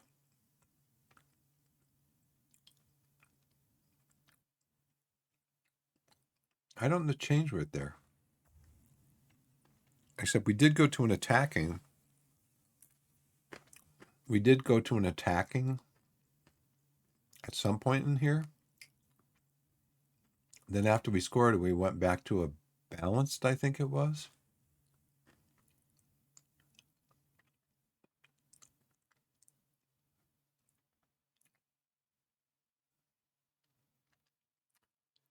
Well, it says between minutes 66 and 85, so 50, 45, 50, 55, 60, 65, up to 70. Well, they got about 5 minutes of, I'm sorry, 15 minutes. Yeah, 66 to 85. But then we went back in the Ascension. It'd be nice if we could have scored in there. We drew the match where we created better opportunities than our opponents. Oh, yeah, definitely. 1.55 versus 0.43. We struggled to make any ground during the second half. Yeah, I already saw that part. Completed a decent number of passes.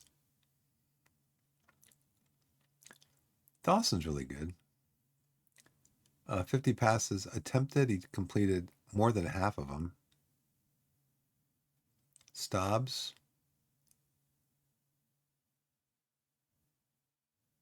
Is that how many he completed? Pass combination 66.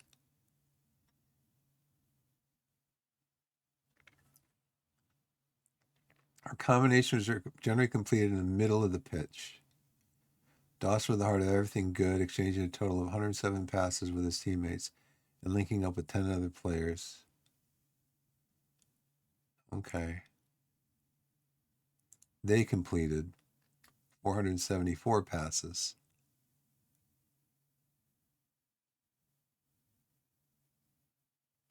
Yeah, but they didn't turn them into chances. They only had 5 shots. So that's a situation where lots of possession, low chances.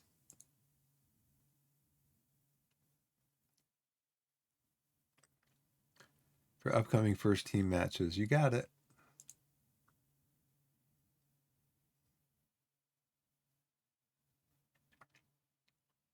So Taunton is our next match, and they're in 21st. De Silva's still on international duty. Oh, brother. Okay, well, we're going to bring in for him. That's going to be Stobbs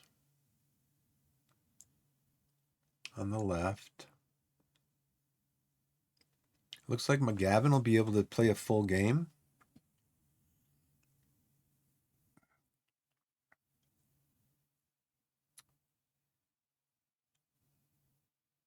Give me Brad Ash in for Barnes.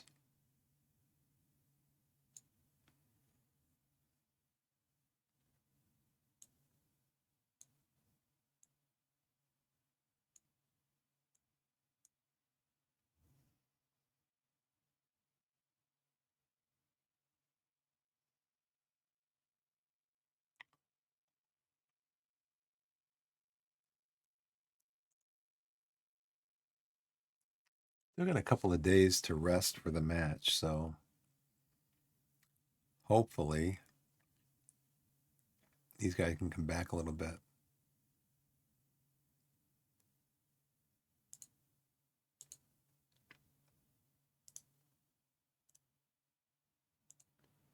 Let's see, go back into can I rest him from here? No. I need to rest Moxie.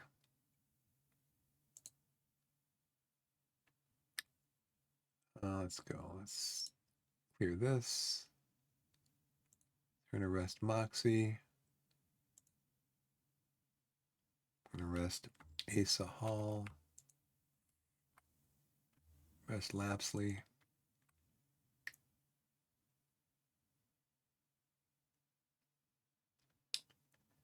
Rest Jarvis.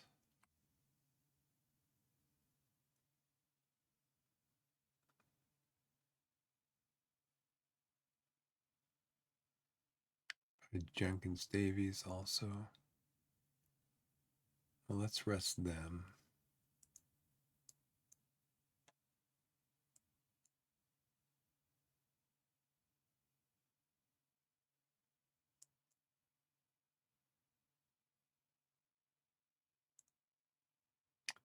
You guys can rest. And so all my guys that are going to be coming in are going to be rested. Everybody's going to be rested. So hopefully that doesn't impact their sharpness too much. But Gavin just needs to play to be sharp.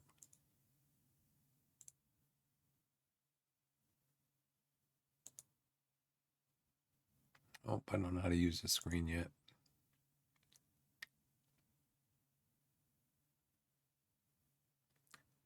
Who is Kingstonian? They dominated this game.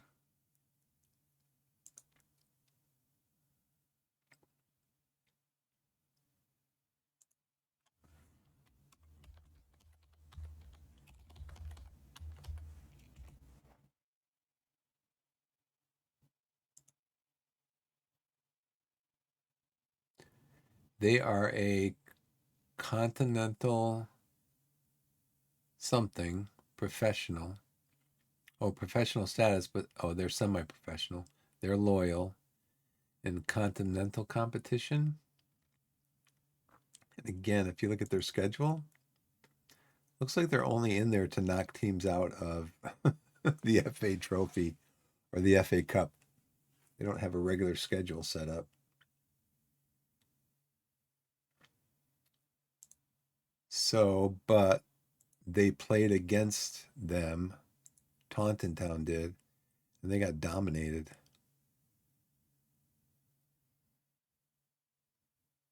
But Taunton Town won on penalties.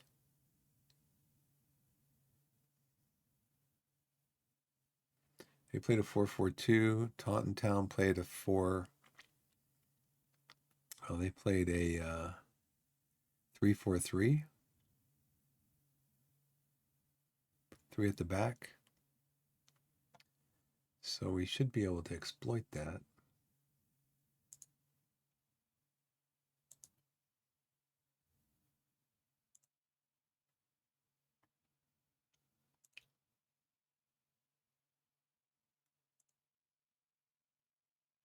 Maybe go over a little bit higher.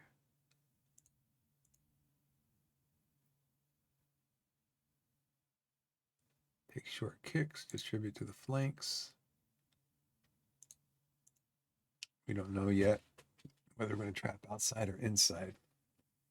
Go back up here and look.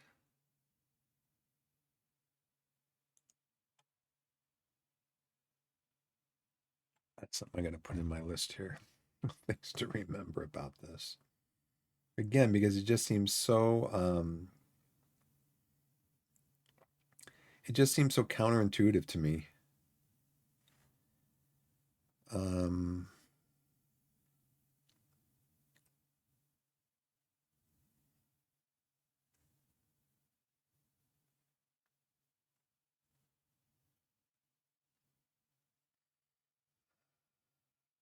This is the pressing trap.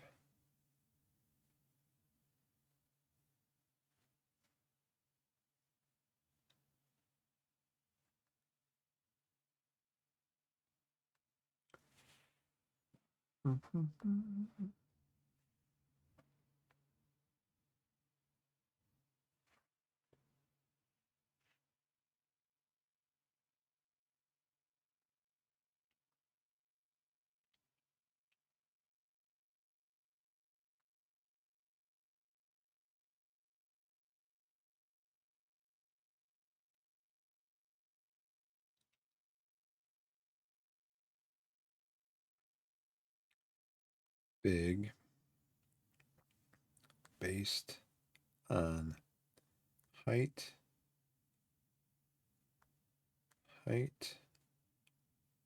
and jumping reach.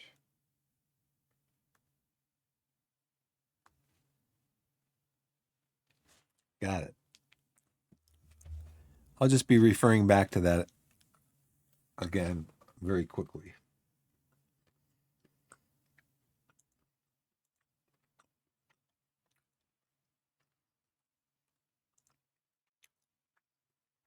That's scouting. Here, this is what I want to see. What's what I was looking for?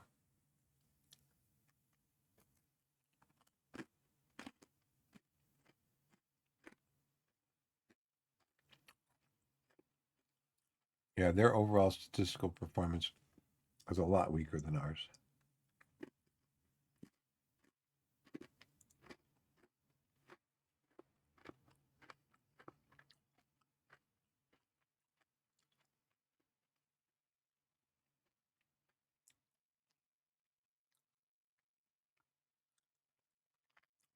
Eleven fewer shots on target.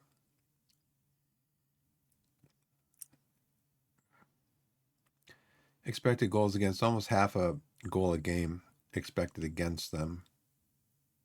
Goals conceded, almost a full goal more than us. Goals per game. We score one full goal more than Taunton does per game.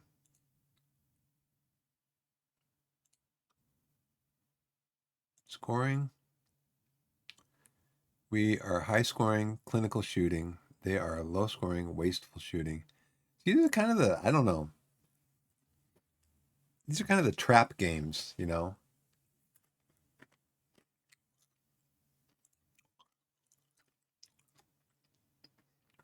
We're starting to move this way frequently. Wins ball, reliable in possession. We've been up in here before.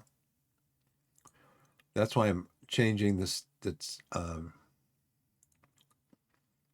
why I've been changing this to don't pass into space. Let's be a little less direct with our, I mean, I don't want to be lobbing the ball down the field all the time. I'd rather have a tighter passing game, be more disciplined with the ball.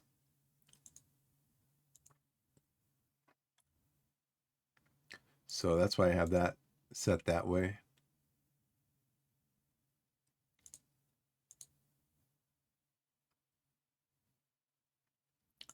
Did this one? Yeah.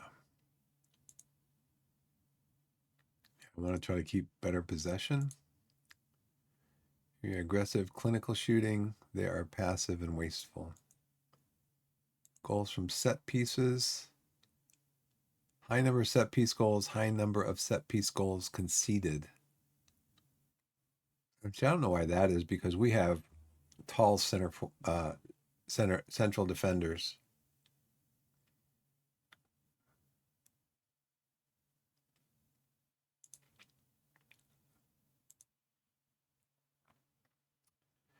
We have quiet, impenetrable defense. We're pretty much the best in the league at that. They have busy, impenetrable defense.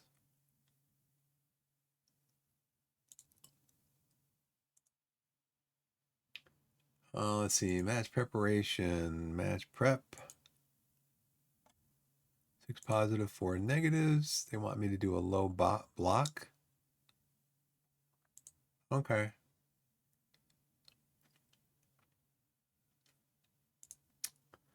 I probably just should have changed that on my own because I know the game loves to mess with stuff. Like you say, I want a low block and it's going to change out 3 players and change out stuff up here. It's just like, no, I just want you to change the low block part of it. That's all. We can play down the left also.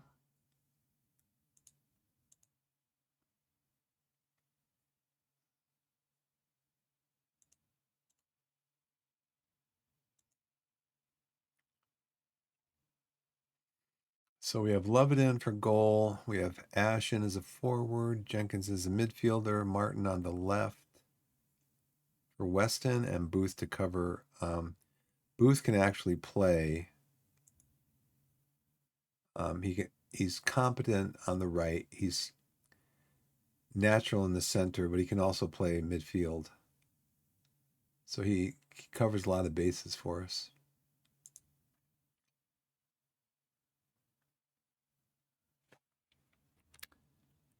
All right, so we're still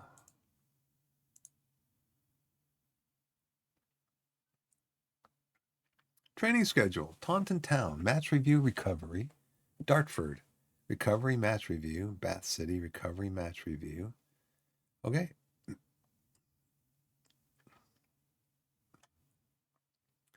I'd probably like to get one.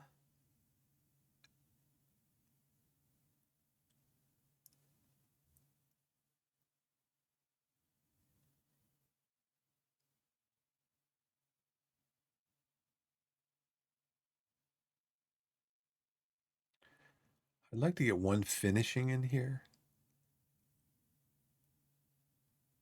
I mean, these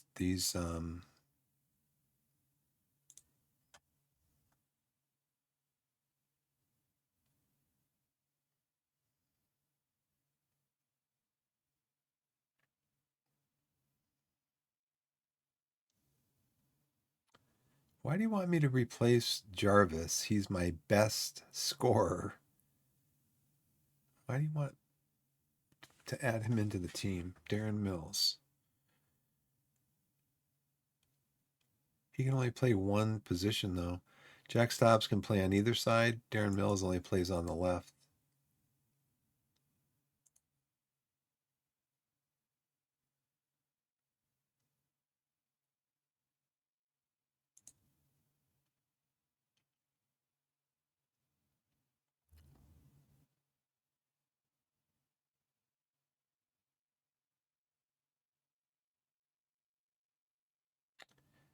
Let's see how fresh these guys can get by he's got injury susceptibility average, below average, above average, average, very high, Asa Hall.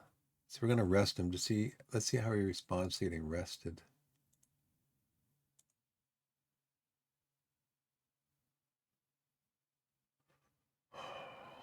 Ollie Chamberlain's aerial statistics appear to be huge outliers. Fewer headers, strong heading. Oh, he's right here. Strong heading.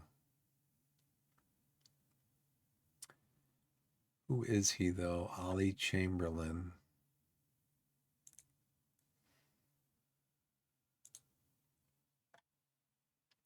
He's a 29-year-old right winger. Small. So what did we decide on that? Outside when they're small. Who is the center forward?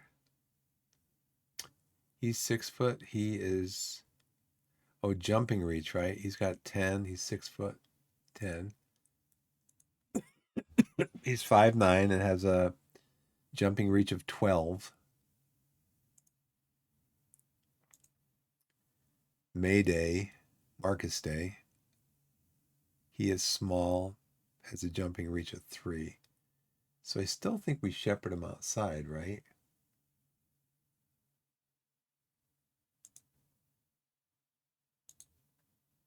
I think so. They were under pressure a lot against Kingstonian. That's where they won. They barely won in penalties. Taunton's defensive vision numbers are very interesting. Busy defense, but it's impenetrable. Well below average in attacking statistics. Yeah, we saw that. They drew the match and were worse than their opponents at creating good opportunities. Oh yeah, the other team, look at that. 106 XG. I wonder if I could do this, then if I could push up in possession or in transition and go with a counter press.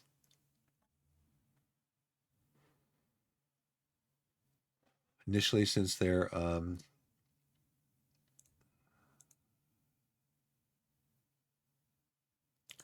well below average in attacking, and they have a impenetrable defense, but we need to penetrate it. So maybe, and they're not very good at creating opportunities, looks like.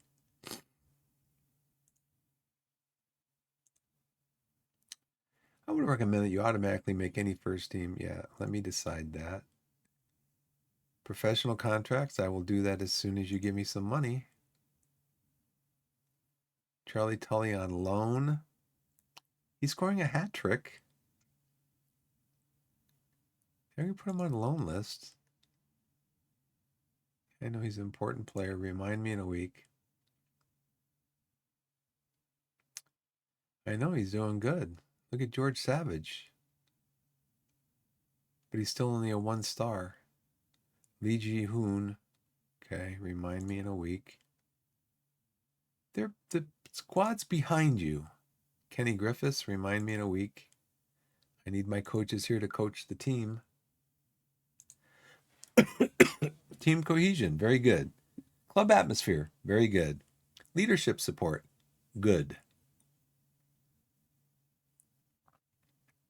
There's no player issues within the team. So we're good with that. Okay, the game's tomorrow. It's 10 o'clock in the morning. How's everybody doing?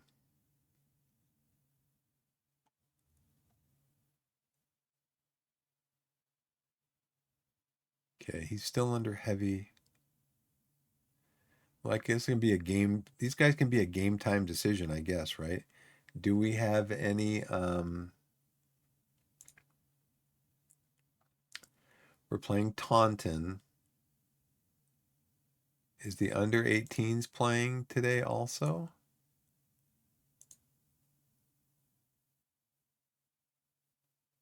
No. Okay. So I should be able to select them, right?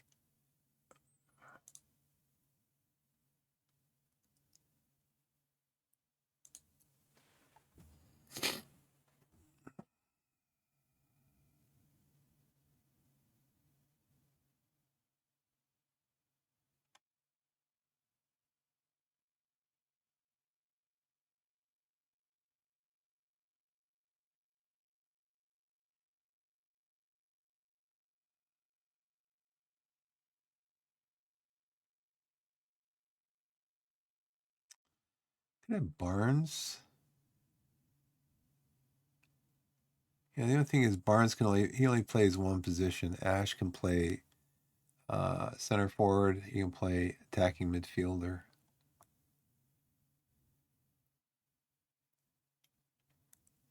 Who do I want to put in for Jenkins? Hanson, Dawson. Let's put Dawson up here because Dawson's Jenkins Davies has got some light. He's got some heavy playing time. Kevin Dawson's light. Ash is lacking sharpness, even though he scored a goal for us in the penalty shootout. These guys are still prepared to rest. I hope that doesn't include the game day. I think they're resting today. Who could I bring in for?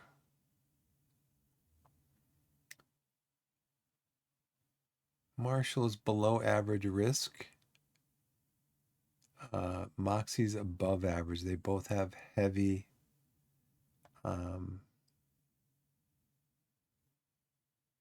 Let's bring Booth in for Moxie. If I need Moxie to play, then he can play. Asa Hall. He's very high susceptibility. Lapsley, above average. Oh, brother.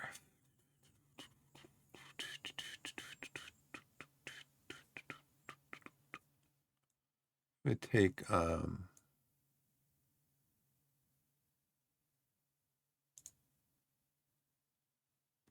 he's what, very high, above average. So let's put Hansen in here. I could put Martin in there, Dawson in there. Let's put Dawson at the base of midfield.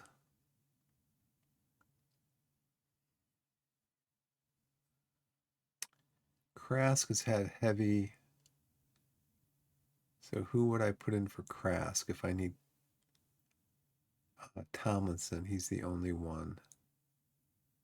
And Tomlinson is light. So let's put Tomlinson in. And then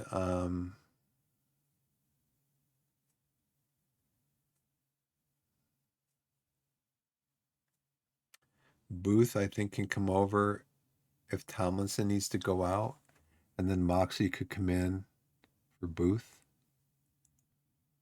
Yeah, because he can play a little bit of right back.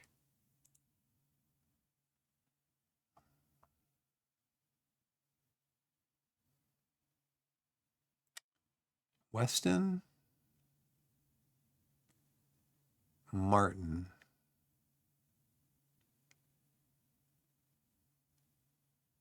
We'll put Martin in for Weston and have Weston be the backup.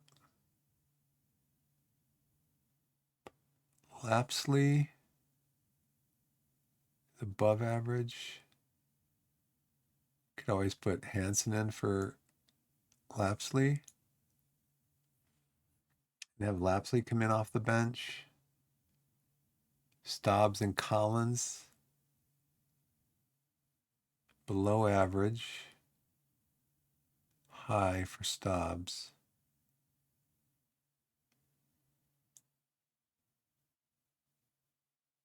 Ash can't play on that side. The only one who could come in for him would be De Silva.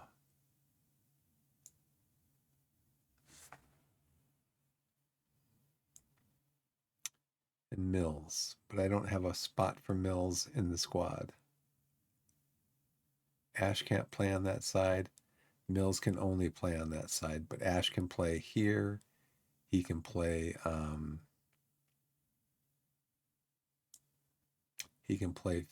forward. Oh, he can play over here. Okay, he can play there if we need him. Okay. Okay, these guys do have some heavy game time, but hopefully I only need them to sub out some people like in the, 60th minute, 70th minute. So we'll see how far we get with that.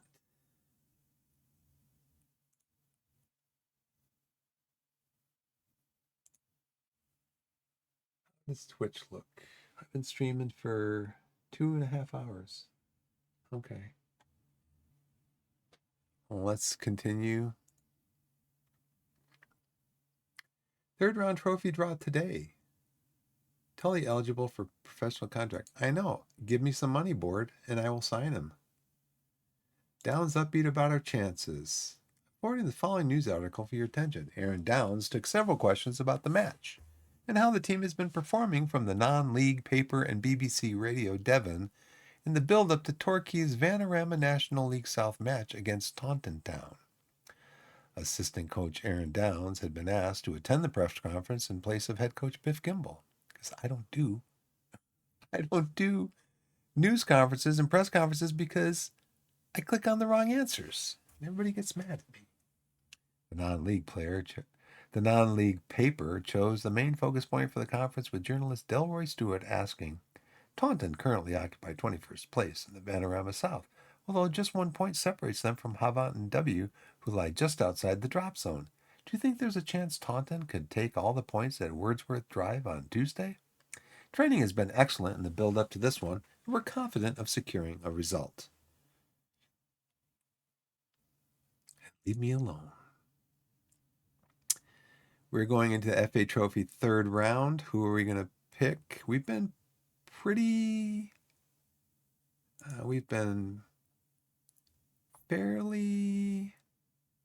FA Trophy second round Chippenham. In the FA Trophy,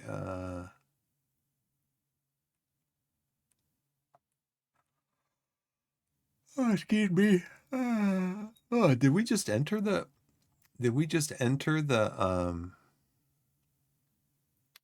FA Cup, FA Youth Cup, FA Cup, Youth Cup, FA Cup, Youth Cup, FA Cup, Youth Cup, FA Trophy? We just entered in the second round. I thought we had played a game. I thought we had played another game. So let's see who we got. Continue. Torquay get Farnborough, and they are above us in the league also. They are in 8th place on 30 points.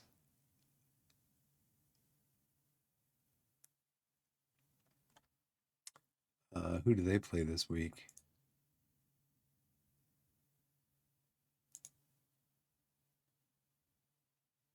Tuesday. Farnborough play Worthing. Worthing's up here.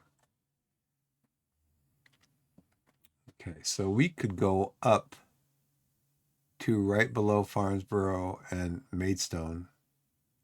Hamden and Richmond are playing who? I don't know if they're playing Chippenham versus Yeovil. Okay.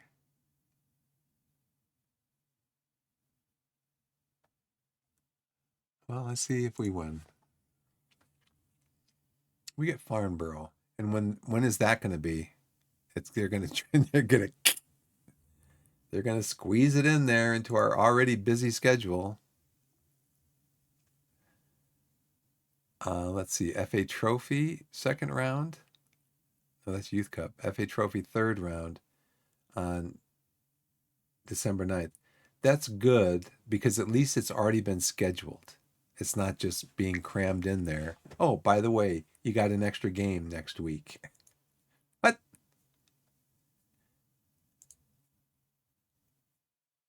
Due to fixture changes, I have adjusted the training plan for the week of December 4th. Please review and feel free to make any changes you deem necessary.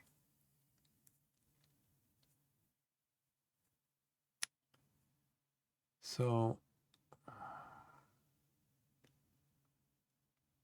let's bring this over here. Bring this over here. And do this over here. We're going to do match review. Okay. And then let's have some attacking too. Attacking patient. Because attacking patient, the attributes they work on include at the top, finishing, scoring goals, putting the ball in the back of the net, finishing.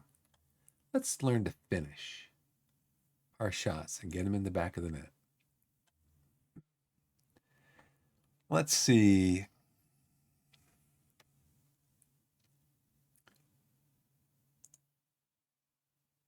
Scouting update.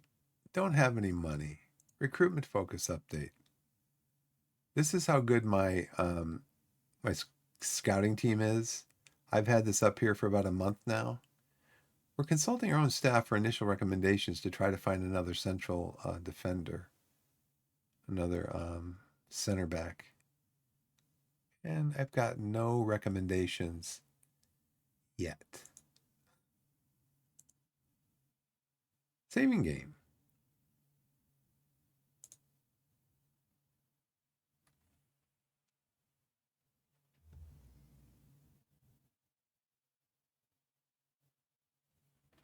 So anybody else playing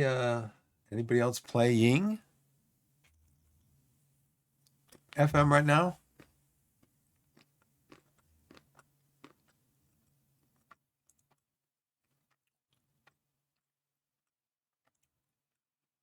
I wanted to make you aware of expectations below that you should consider taking for our upcoming match against Taunton, which will be played today at Wordsworth Drive. The Torquay board expect the team to win the match. The supporters are predicting a win in the match. Yeah, we're going to play McGavin. Hopefully he can get through. Hopefully he can get through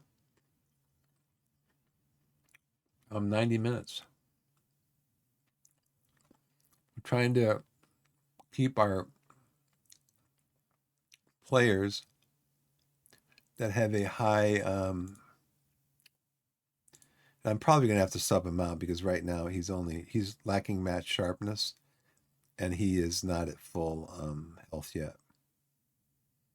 So, but his match load is light. Collins has a heavy match load, but his risk is below average for recurring injuries. Stobbs, injury susceptibility is high. He's have a heavy match load because our left back or our left winger, Dylan De Silva, has been out of the country for like 2 weeks on international duty. His second time in like the last. He was out for like 2 weeks, back for 2 weeks, out for 2 more weeks again. It's just like not good.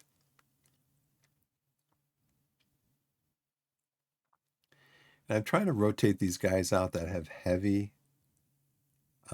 He actually has below average. Let's see. Lapsley has above average. So let's put Jenkins in for Lapsley. Give Lapsley a rest. Anybody that we could put in for Moxie? Stegel. He's light, but he's lacking in match sharpness.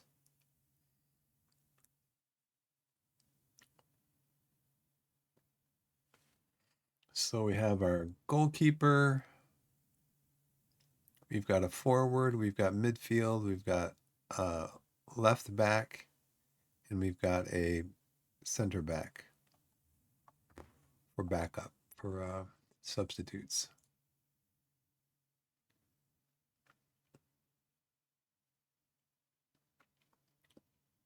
Jarvis, Marshall, and Halstead all named to the team of the week. Pretty good. The most I've had is one. Jarvis, and I think Collins has been over there from the right side. But to have 3 of them in there, pretty good. David Barnes, McGavin, he's in good condition. Tomlinson, he's at peak condition. But I don't think I have David Barnes in the match today. I think he's medium.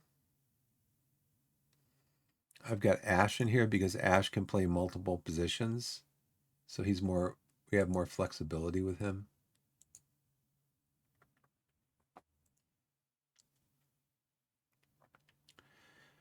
I know, right? I know everybody has, you could step out on the field and trip and break your ankle. So Tomlinson's good. 45 minutes of action. Yep, got to do that. Okay, I'm going to play this game, and then that's going to do it for me for tonight. So let's go forward. I want you to make 8 changes to the team, says our assistant coach. We could encourage our players to get stuck in to try to unsettle the weaker opposition players. I don't want to do that. They get red cards. Keep a close eye on Ollie Tomlinson. Yeah, we'll do that. Yeah.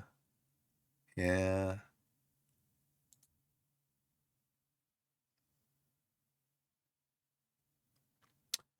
Okay, so what change did you make there, game?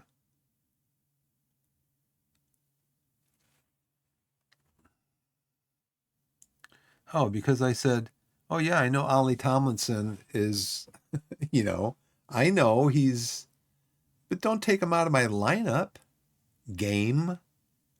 She. Say Levitt, Ash, Jenkins, Weston, Moxie. Do I want to play Weston? I could put Zola in, but Zola I don't think has he's losing sharpness.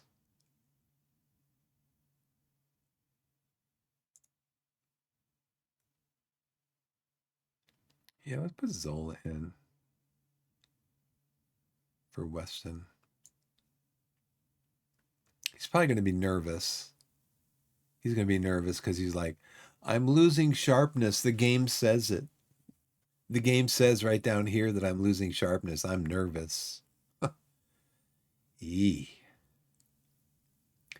Does Martin, where's Martin's? Because all these guys have played a lot. He's got low overall risk of injuries, medium, okay. And then we're going to start balanced in possession. We're going to go a little bit less direct with our passing. Actually, no, I'm going to start because I think their defense we could get behind their defense. Mix crosses, be more disciplined. I'm going to take that off. Just be like normal discipline. Counter press.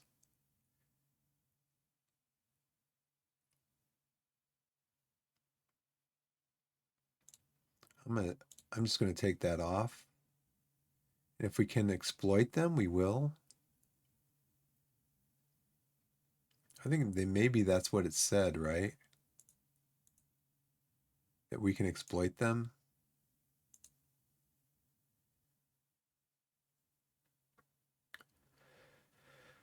Oh, where were we?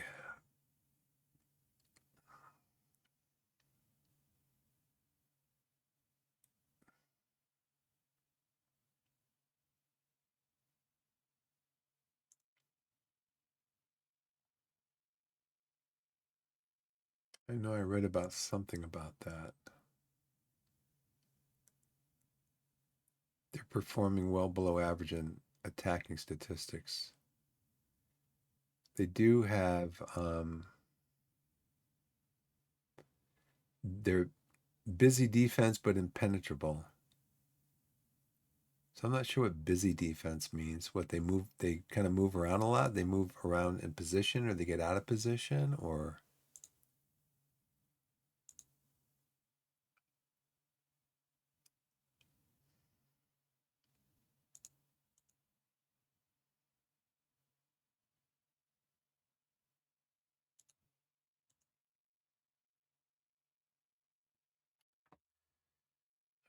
we're gonna go with a higher mid block.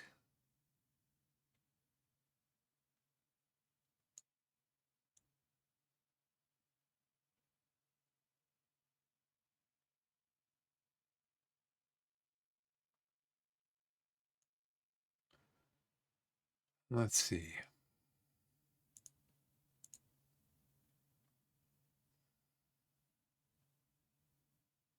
Gotcha. Please, please, satisfied. Please, satisfied, roused. Lewis Collins roused. Feels instructions, dribble more in certain traits. Runs with the ball often, are well matched. Pleased to see Dean Moxey back in the side, even though he's on the bench, I believe. Pleased to be back in the team. Oh, good. Halstead feels confident, has a strong understanding of the formation. Feels confident in the team's tactical shape. And Stobbs feels the team's instructions, trigger press more often, are a good match for the standard of stamina.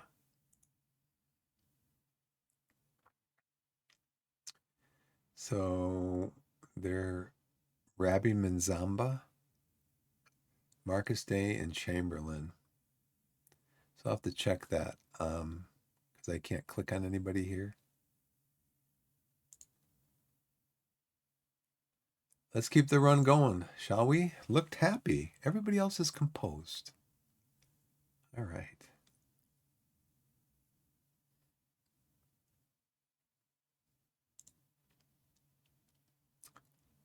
Okay, let's go back to the dressing room. I have to change that when the match starts. Kickoff. Skip. Okay, let's look and see who they have out on the pitch. Rabbi is 6 foot. Jumping reach is 10. His strength is 5, though. Marcus is 5'7". Jumping reach is 3. Ollie Chamberlain, height 5'9". Jumping reach is 12. So I guess we funnel him outside, right?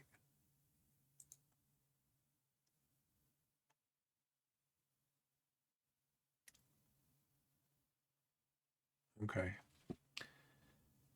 So I guess size is like so I mean we're not talking like Erlen Holland size or Alexander Isak. We're not talking their size. We're just talking these guys are kind of average size, so that I guess would be considered small. Look at this guy here. We can exploit him, right?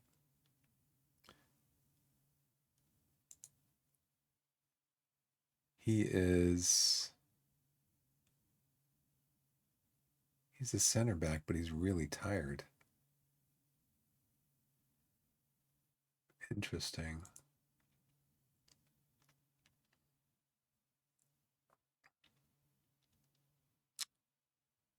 So I wonder if we could do instructions for him. Lloyd James, most assists. Okay, well, first of all, what your foot is your left foot is fairly strong, but we're going to put you on your left foot. And we're going to trigger the press. Rabbi, your left foot is weak. So we're going to put you on your left foot. Marcus Day, your right foot is weak. So we're going to put you on your right foot. And Ollie, left foot is your weaker foot.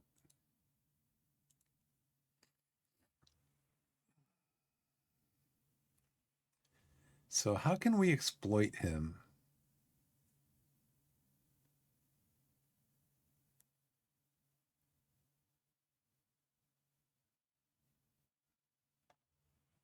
How can we exploit Lloyd James being really tired?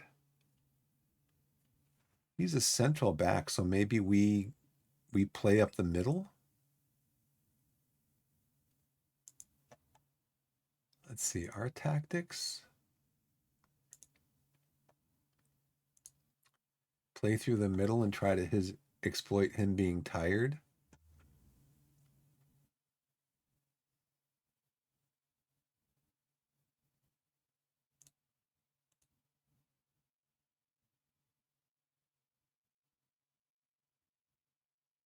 Do I have a playmaker?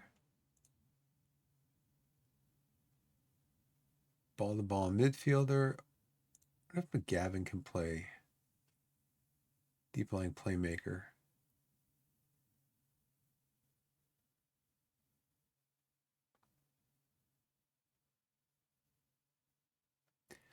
He's 3 stars.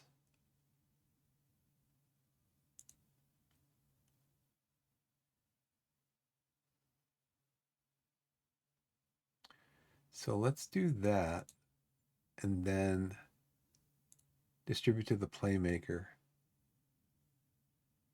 and see if we can beat them up the middle.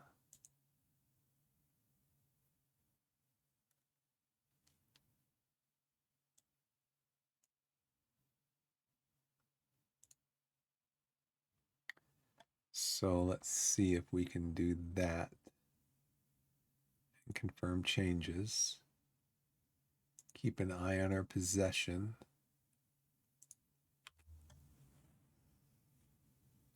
Okay, Tomlinson's got to throw into Collins. Collins going to cross. Stobbs. A minute 17 in. Stobbs puts it in the goal.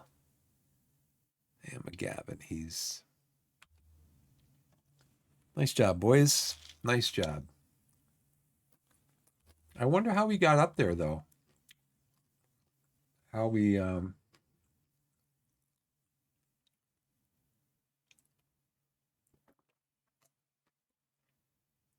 Just on the volley. Excuse me. And again, they've got more possession than we do. Look at that. Let's see if it changes here.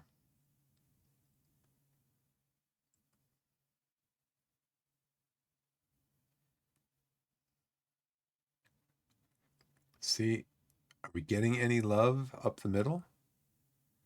A little bit. They still have a lot more possession than we do. So we're trying to funnel him. And that's not good. But he misses. So let's change that back.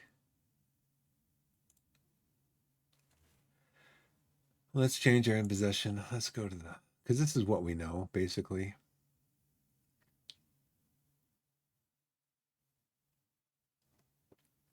Play for set pieces.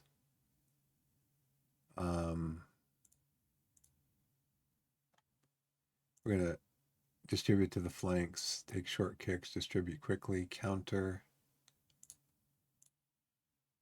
trap outside. I think I want to engage them higher up the field, though.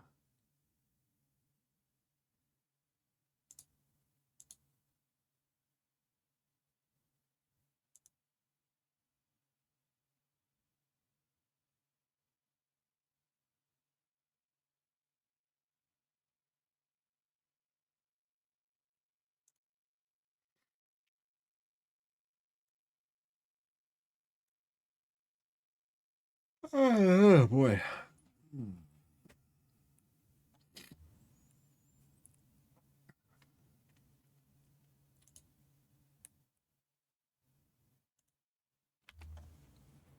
Okay.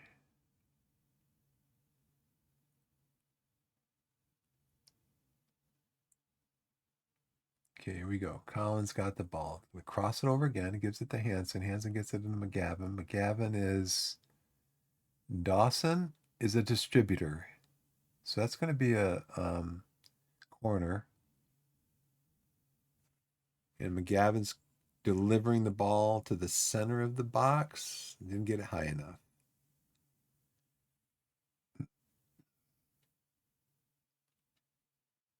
Okay, so now we're starting to control, at least for what, these 5 minutes or whatever. These are in 5-minute blocks. And they're marauding up the left, which is our right.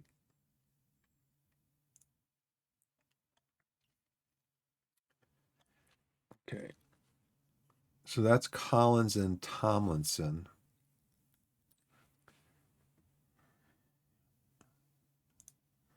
I'm going to put Tomlinson on. I wonder if I should put Booth over here. Yeah, I'm going to put him as. I'm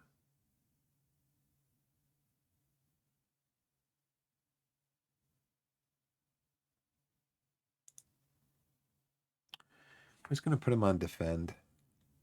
I wonder if Booth would be better over here.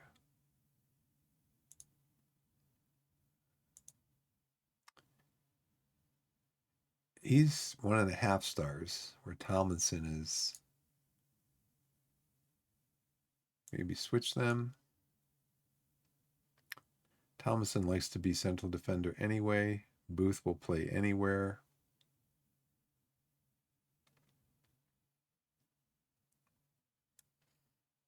See if we can stop them marauding up this side of the pitch.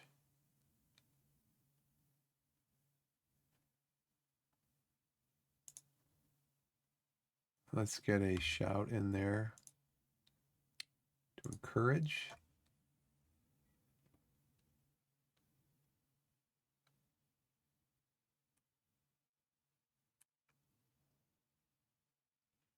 McGavin's really good at free kicks. He might get this one. Oh.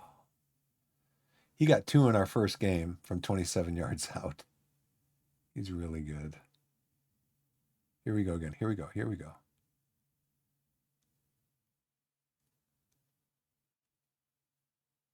Okay, Lavercombe. Punch it up the field. Hanson takes the ball, but he gives it away to Day.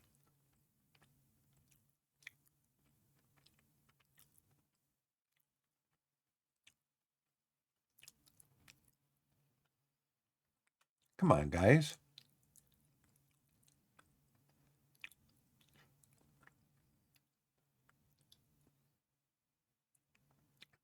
Nice stop by Halstead, man.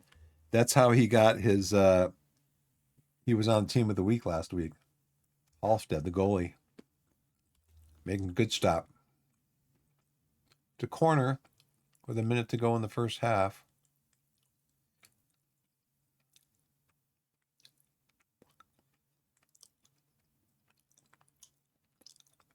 Come on, guys. Control the ball.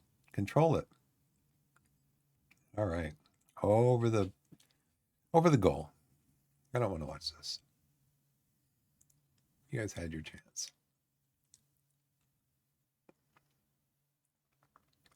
Dominant in the air today's for us. Well, put the ball in the back of the net, guys.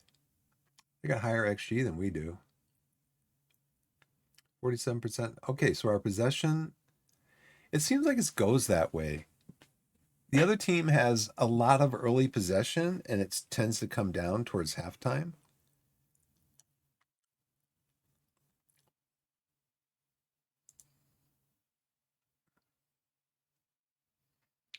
Who's taking all the shots? Lloyd James took a couple shots. Marcus Day. Looks like James might be coming off, right? Well, I will try again, maybe up the middle if he stays on the pitch. I mean, our heat map.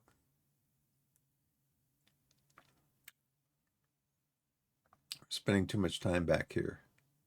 They're getting too much time over there also. That was them marauding up the left side, I think it was. Dan Martin, struggling to perform. They had what, five shots?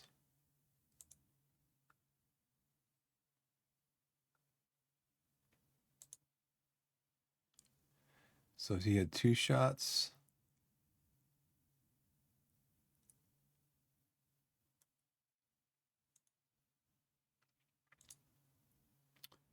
Robbie had 1 shot on target in the 46th minute.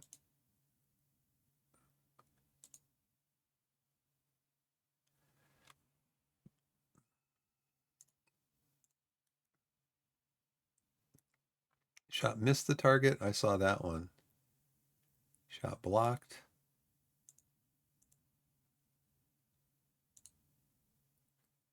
So they're not getting a lot of opportunities. Kind of like what the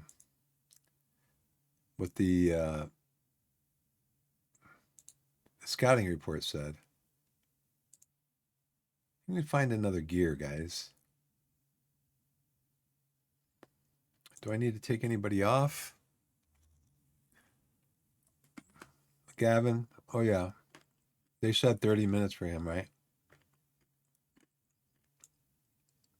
Or 45 minutes, I think.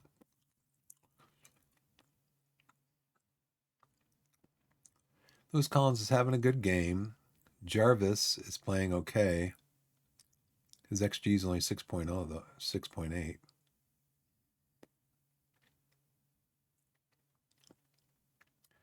I think I gotta encourage him more. I don't do that enough, I don't think. See, my tactics are to start the second half. I think we're going a little more direct, a little more positive.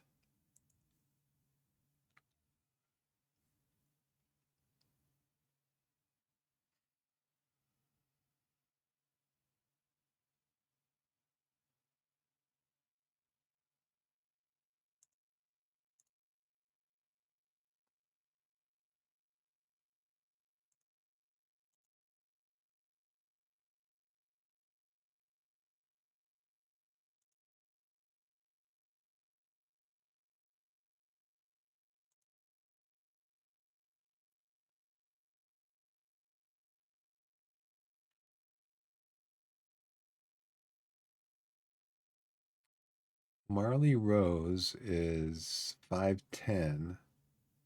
He's got 13 jumping. Oh, Grimes. Nick Grimes is 5'10". He's got 9 jumping.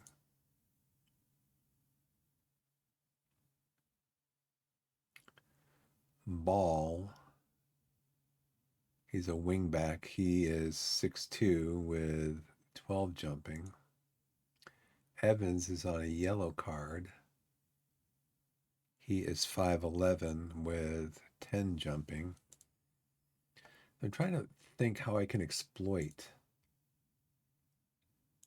their back three. Maybe some longer passes.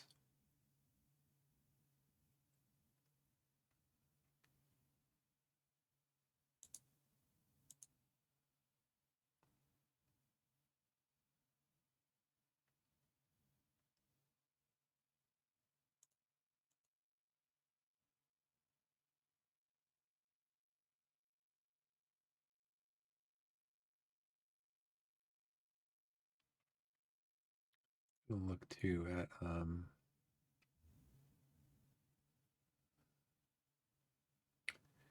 maybe since they're not playing so wide, they are kind of playing wide. They got 4. So this is what, a 3-4-2-1.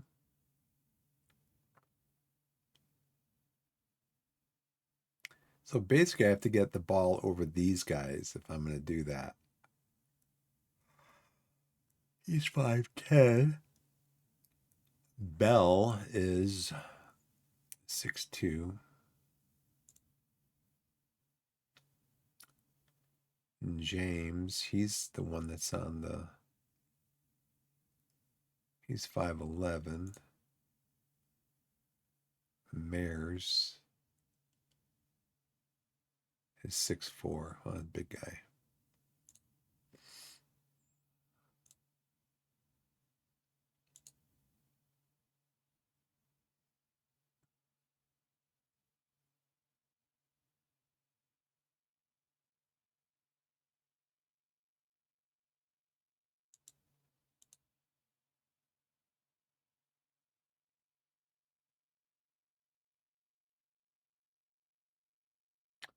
I think maybe slightly more passing, direct.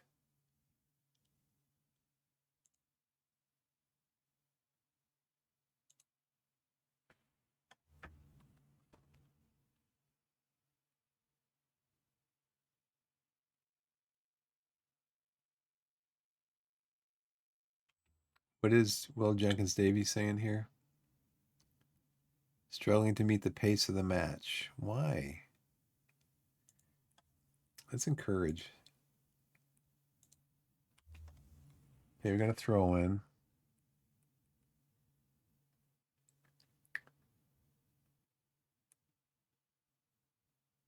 Here it is. There it is.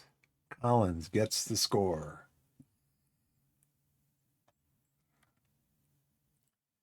Good job, boys. Marshall struggling a little bit, looks like. Collins may be tiring. There he goes right for. See Collins over here? He was right here when Martin was about here. Martin took a few more steps and Collins just made a beeline right for the corner. Here we go. Here's another one. Here's another one. Let's get another one. Oh, they intercept it. Oh, was that a penalty? It is a penalty. So it looks like Dawson's taking it, huh? You got it. 3-0.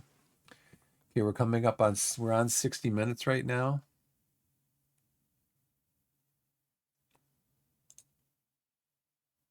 So we're on 60 minutes.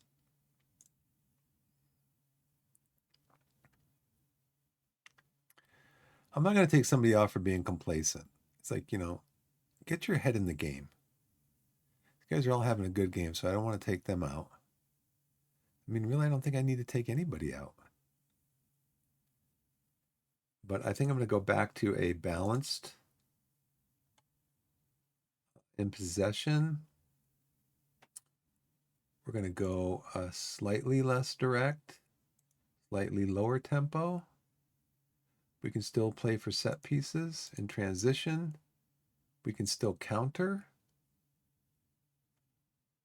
And out of possession, I think we bring our block down.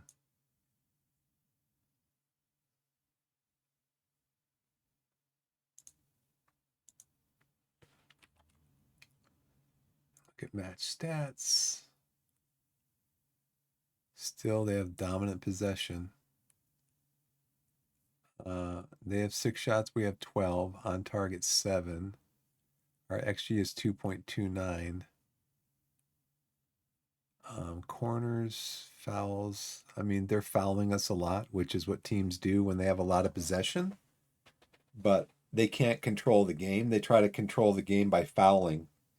So, like, if your player's running up the pitch, they'll just stick a foot out and trip them to try to break up the flow of the game for the other team. I saw that in one of my cup games. In one of my cup games that I played, the other team fouled us like 17 times, and there was one yellow card on their side. So each of their players, their outfield players, averaged almost 2 fouls in the game, and only one of them was given a yellow card. So they're completing a lot of passes. That's probably how they're staying in possession. 89% passes completed, 59% possession. We're not completing as many passes, probably because we have the way we have it set up, we're tackling more. We win more headers because that's what we do. They have 1 yellow card. Average rating, yeah, we're at 7.06. High intensity sprints, 40. Okay, what do we look like on the heat map? Okay, he's distributing to the flank like we wanted, but then we steal the ball. Dawson gets it in the middle, starts driving up in the middle, gives it out to Collins. Collins going to cross it in. To who? No, he's going to give it to Booth. Booth's going to cross it in. And there is Jarvis. Jarvis. He leads the league in scoring. It's like his, 16th, 17th goal of the year?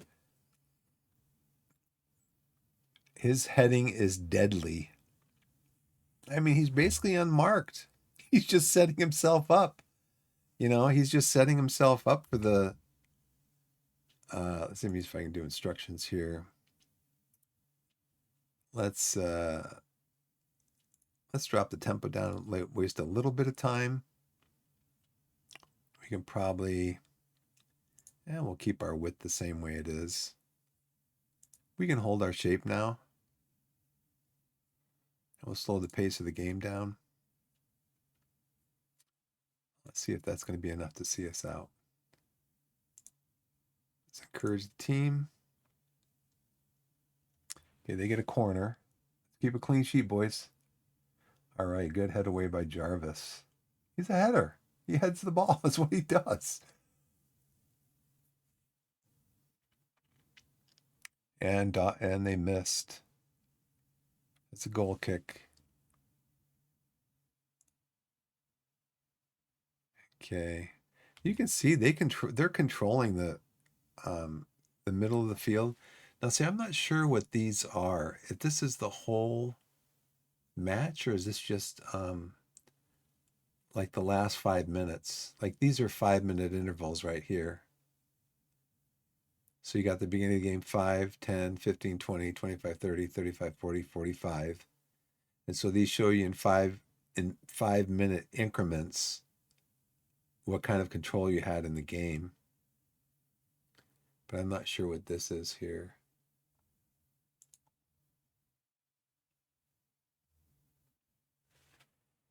Let's see. Thanks for following, Veggie. Let's just scroll up here real quick. Let's see. Streamer. Honey Badger followed. Thank you so much.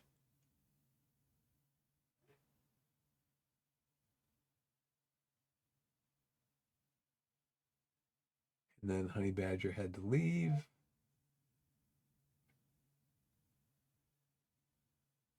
And then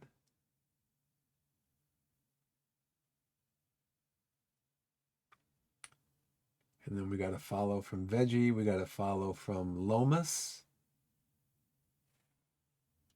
or Iomas. I appreciate that. Thank you so much. And just thanks for everybody who's coming in. Hope you enjoy the gameplay. Okay, so yeah, there. Oh, this is us. No, this is us. Yeah, so you can see how Taunton Town is controlling the game right here. How long have I been playing tonight or in general? I think I've got hold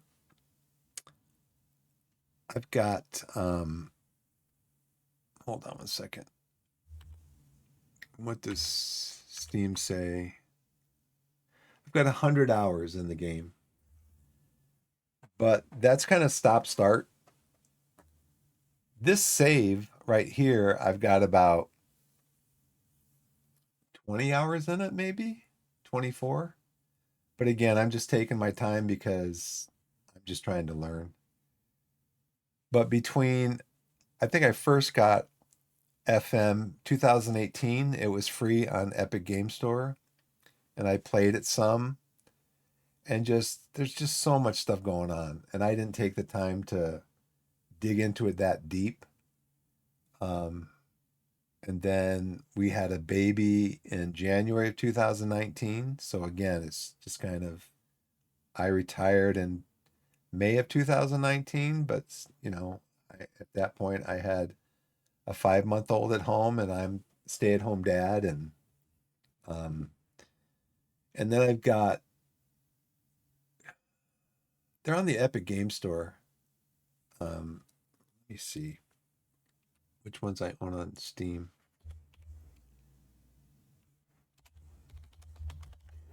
Excuse me. I have FM 2018, 2021, and 24 here on Steam. And then I have, I think 2022 and 2023 on Epic Game Store. But I've never devoted myself to I'm gonna learn this. I'm gonna learn this. I'm a big soccer fan. Football, you know.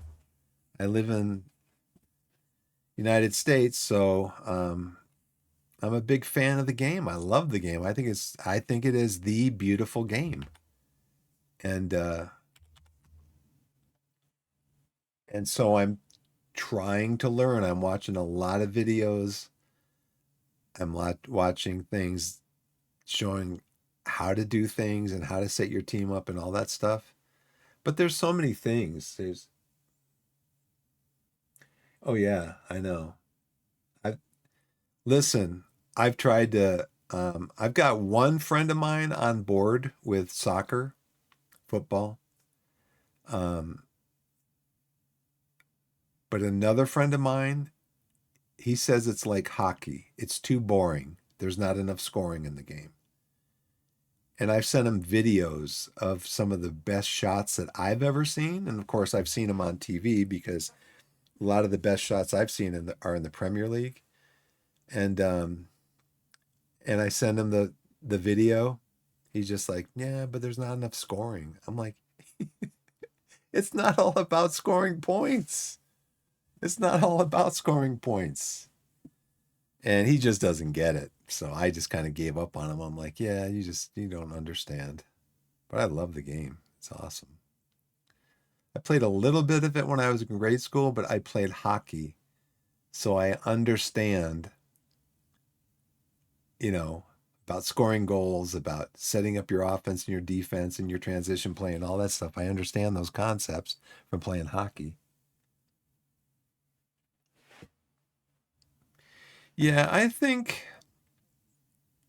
as far as it being bigger worldwide, bigger in the US, I think FIFA needs to get involved in that a little bit, and help the US a little bit. Because US, I think one of the reasons it's bigger in other countries like England is because England has like what 100 teams that enter the FA Cup every year.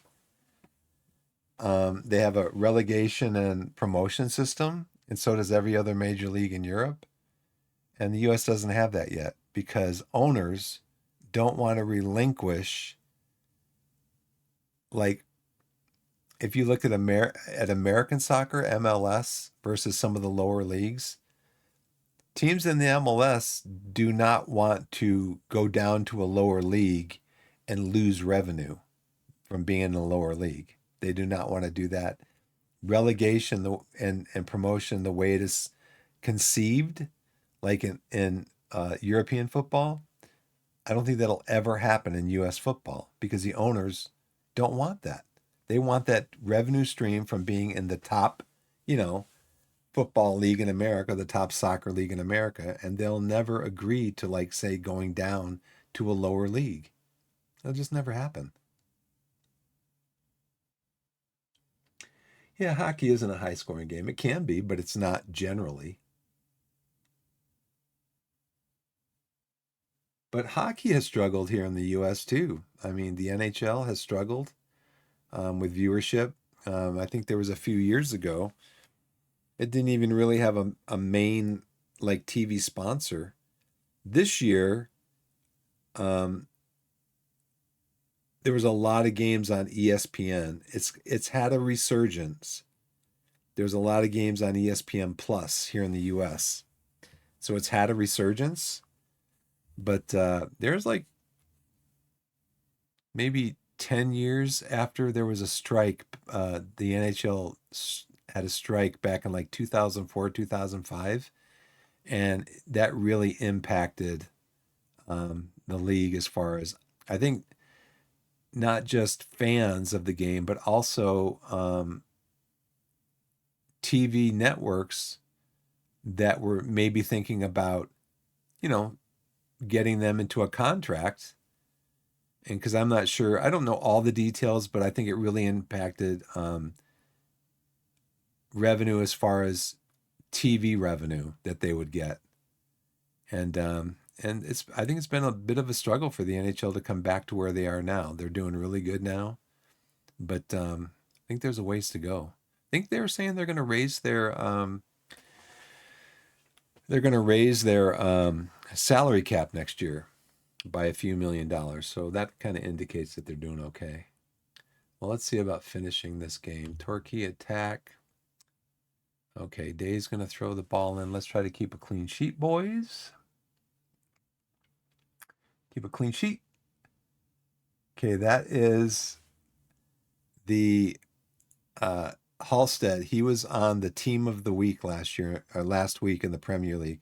Halstead, Marshall, and was it Collins?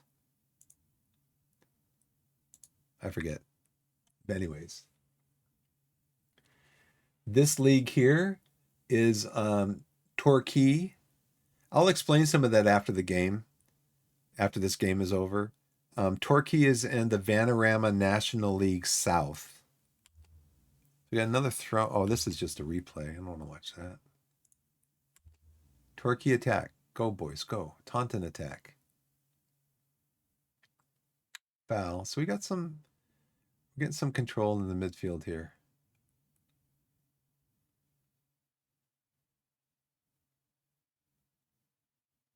All right.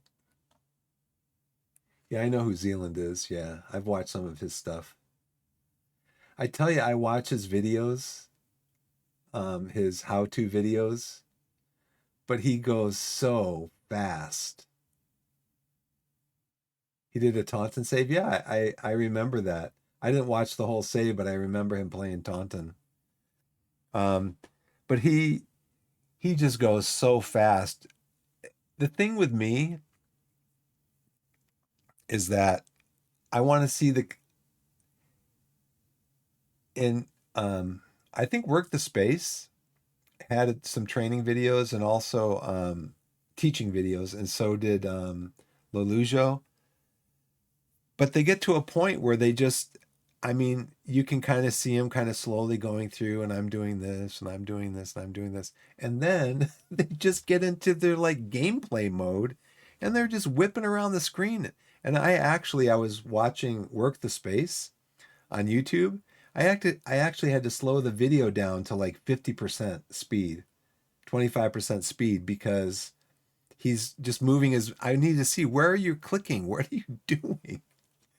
And he's going, okay,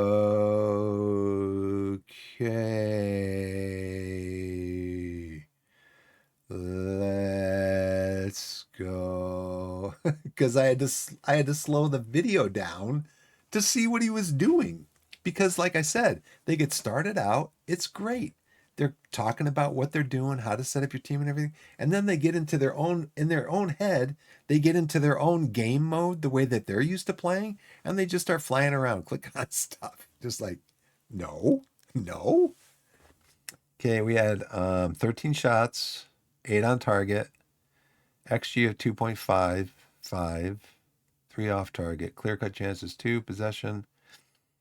See, possession, I just wonder about that, because I watch the Premier League, and I watch other leagues too on ESPN.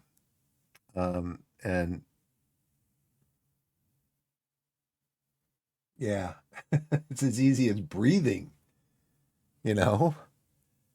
And I watch Champions League, Europa League, Conference League on Paramount. And it really is true. You can have a majority of possession, but it's what you do with the possession. I'm a Chelsea. My team is Chelsea. And I don't know how many games I've watched where they dominate possession. They don't do anything with it. They might score 1 goal. And you're like, you've had 60% possession. You're not scoring. You need to score. Yeah, look at this, 16 fouls. So what they were doing basically is they had the possession. When they lost the possession, they committed the fouls to try to break up our gameplay, try to slow us down. 16 fouls, they had 1 yellow card. I think that's what there was 2 yellow cards. Okay, well that's better than 1. Yeah, 16 fouls, there should be at least 2 yellow cards. See, they had a lot of passes completed. That's where they had their possession and their completed passes, but they didn't do anything with it. They didn't score. We had only 43% possession. We completed about the same percentage of passes they did, but we turned them into goals.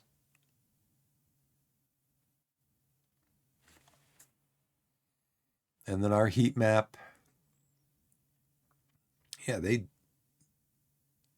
had a lot of good possession. A little bit over here, a little bit over here, a lot of it in the center of the pitch. But you're not going to score a lot of goals from the center of the pitch. We didn't have much. And so my understanding too is that these are the average positions of their players and our players. So they had 1, 2, 3, 4, 5, 6, 7. 7 players averaged in our half. We averaged 3 players in their half, and we scored 4 goals. So, and I think what this is designed to do too, go Chelsea, that's right. Go Blues. What this is designed to do is kind of show you if your team is keeping its shape.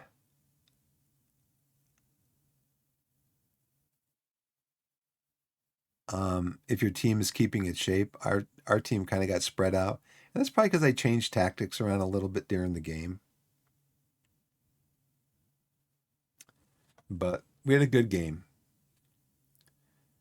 What, 9 of my 11 players were 7 or above. Let's go in the dressing room. Nice work, everyone. Confident, confident, confident, confident. So I'll tell you right here, this is what I notice. I noticed Lelujo, and I think Work the Space too. They almost always click on assistant recommends. You get those kind of responses. Very rarely do I see them deviate from that. They just click on, and you know what?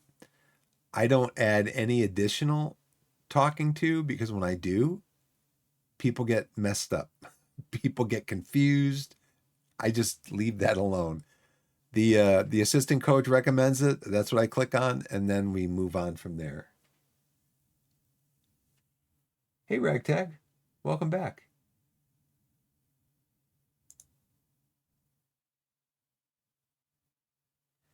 Let's see. We're going to continue.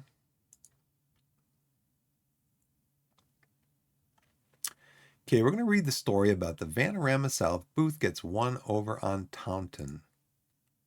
Torquay's magic in Taunton will have been a meaningful one for Austin Booth, as he was able to celebrate victory over his former club. I didn't know that. Things did not get off to a good start for Taunton, as Jack Stobbs, playing as a left winger, seized on an error by Zach Bell to score a volley. Winger Lewis Collins doubled Torquay's lead with a good finish from close range in the 58th minute. Dawson scored with a penalty in the bottom corner in the 61st minute to extend the lead further. Advanced forward Aaron Jarvis completed the route with a close-range header in the 68th minute. Torquay have notched up 3 straight league wins and lie in 10th place in the Vanarama South table. Austin Booth, nice. You got man of the match, player of the match. So we outshot them, we out-XG'd them, and they outpossessed us. Let's see. Farnborough lost. That's good.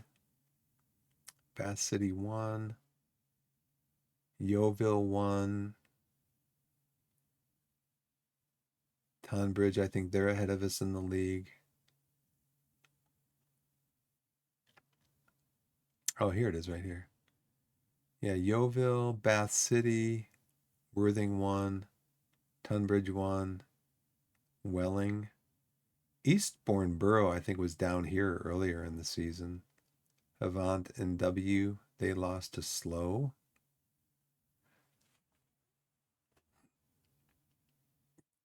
It's around 29 points. Yeovil is just running away with it. Look at their goal differential. Well, they have the same as us. Look at us. 27. 27. So you look here at the bottom of the screen down here. Right down here.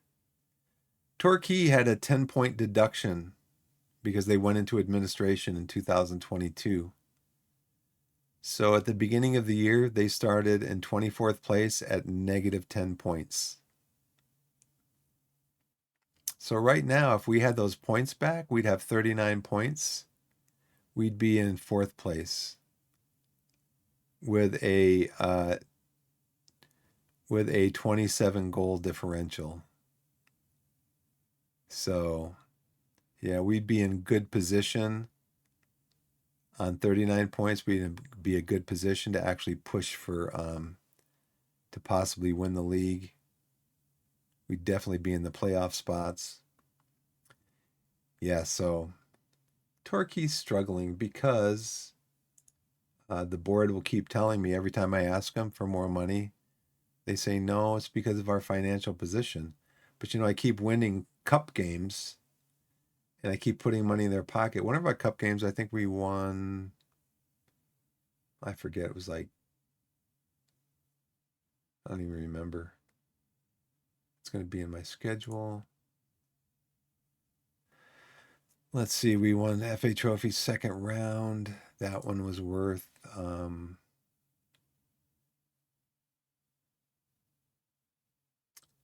stages.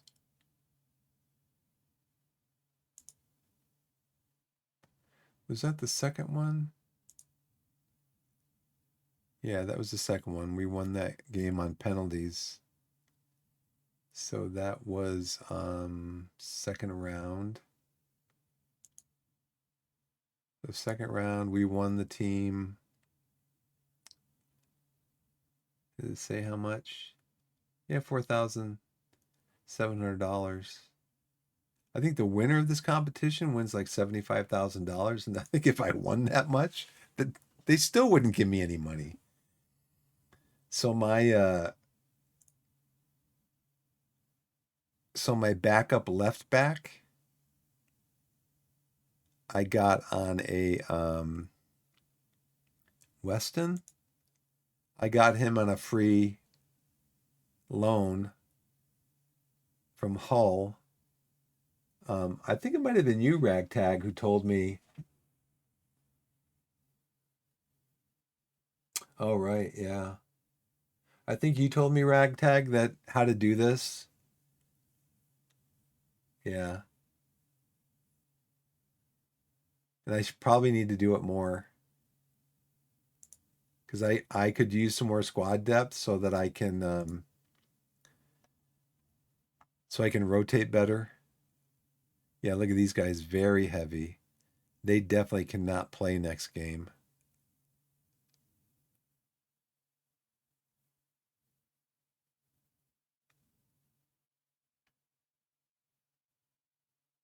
Um, yeah, injury susceptibility is going to go up to. He's the AI is going to go. Yeah, we're definitely going to injure this guy next game. That's what football managers are going to do. His match load is very heavy. He's getting injured next. If he plays in the next game, he's getting injured. Stops. If he plays in the next game, he's getting injured. That's what the AI will do. Um, so I guess over here, if you look at this rotated squad, does it tell you like slight rotation means they take out the players with the heaviest match load?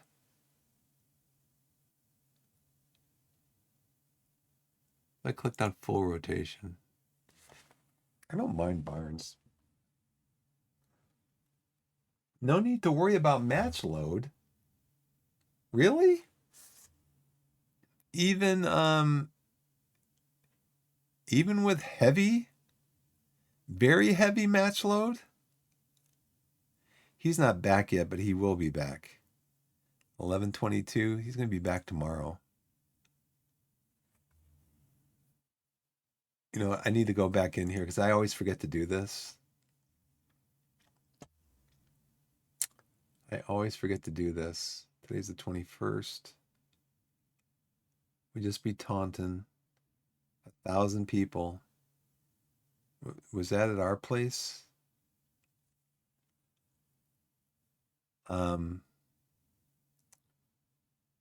Yeah, so that's 11. So I gotta go back in here and go, okay, boys, you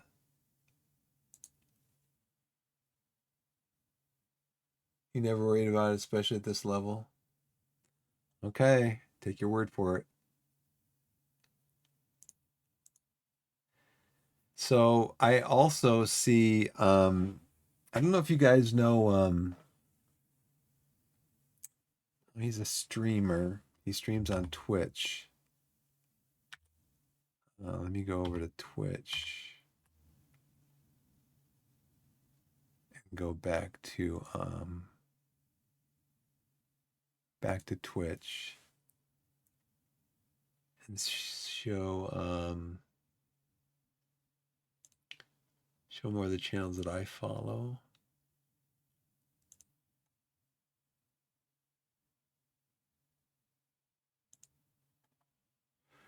Do do do do do do do do do do do.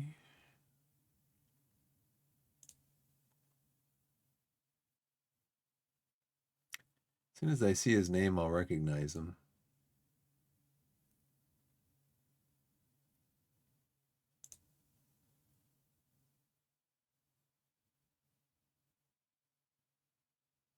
He's a Twitch streamer. Lewis. Lewis underscore H90. He after every match, I'm pretty sure it's his starting 11 or the players that finish the match on the pitch. He always rests them one day. You guys, do you guys know anything about that? Maybe he does it for the whole team, even the subs.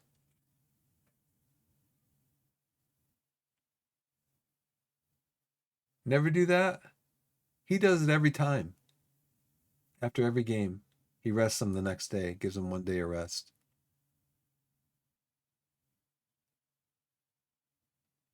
And I don't know if that's to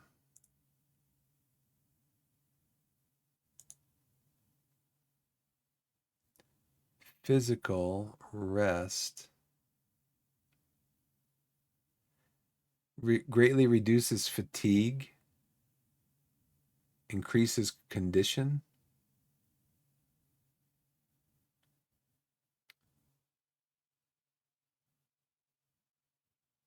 Yeah, I don't know. He does it. It's pure nonsense. I tell you, a lot of this stuff is pure nonsense. Uh, all right, so I think see, when's my next match? De Silva's coming back. So we're gonna leave him in the team. So really, you think it's okay, huh? If I because these guys got affinity, they have affinity, they have affinity. Brian Clough, is it Clough or Clough? I've heard the name.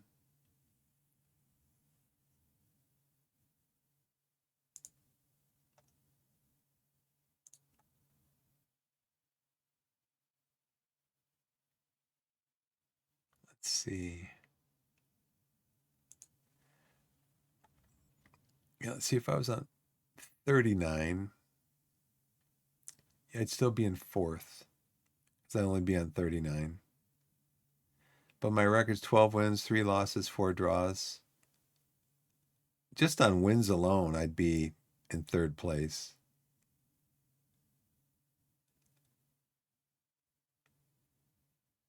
Worthing's one ahead of me because of that. So, I mean, I'm having fun with the game. I guess just like, it's just like if you're a player. If you're winning, you're having fun. If you're not winning, you're not having fun. And if you're winning and you're scoring a lot of goals, that's even better. Oh, it's very challenging. It's very challenging. I mean, just the depth of the game. For me, part of the challenge is the interface, just learning the interface. Where do I find stuff? Where do I go to find information that I'm looking for? You know, reading some of these screens like the data hub screens and stuff like that. It's just like, yeah, it's just so much.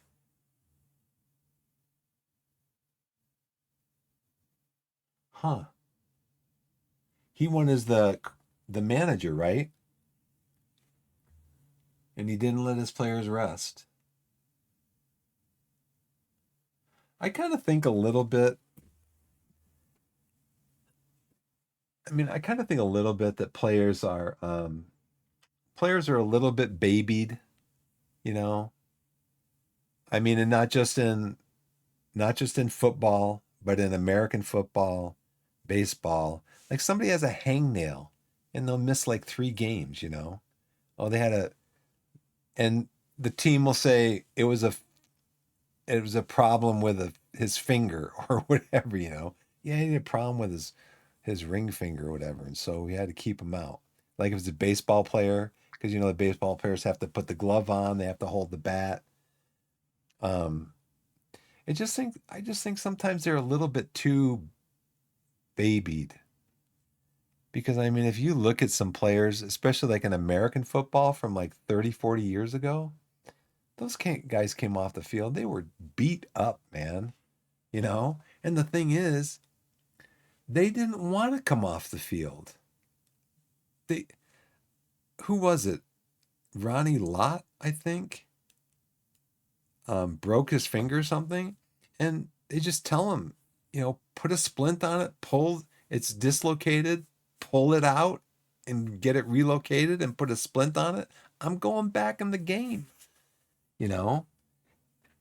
I mean, I wasn't that way. I was never injured.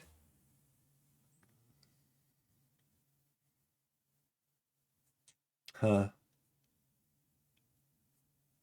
I was never injured when I was playing hockey. I mean, did I remember like I was never seriously injured. I might have had minor stuff um, that I don't even remember now. But I could not wait to get back out on the ice after, you know, you have a shift on the ice, 45 seconds, whatever, then you come off, the next line goes out, then come off, the next line goes out. I could not wait to get back on the ice. I loved being in the game and playing. And sometimes I think you worry about, not worry, but you wonder about players and just how committed they are with the money that they make, um, how committed they are to the team, the loyalty of the team, is stuff like that. I just wonder about it.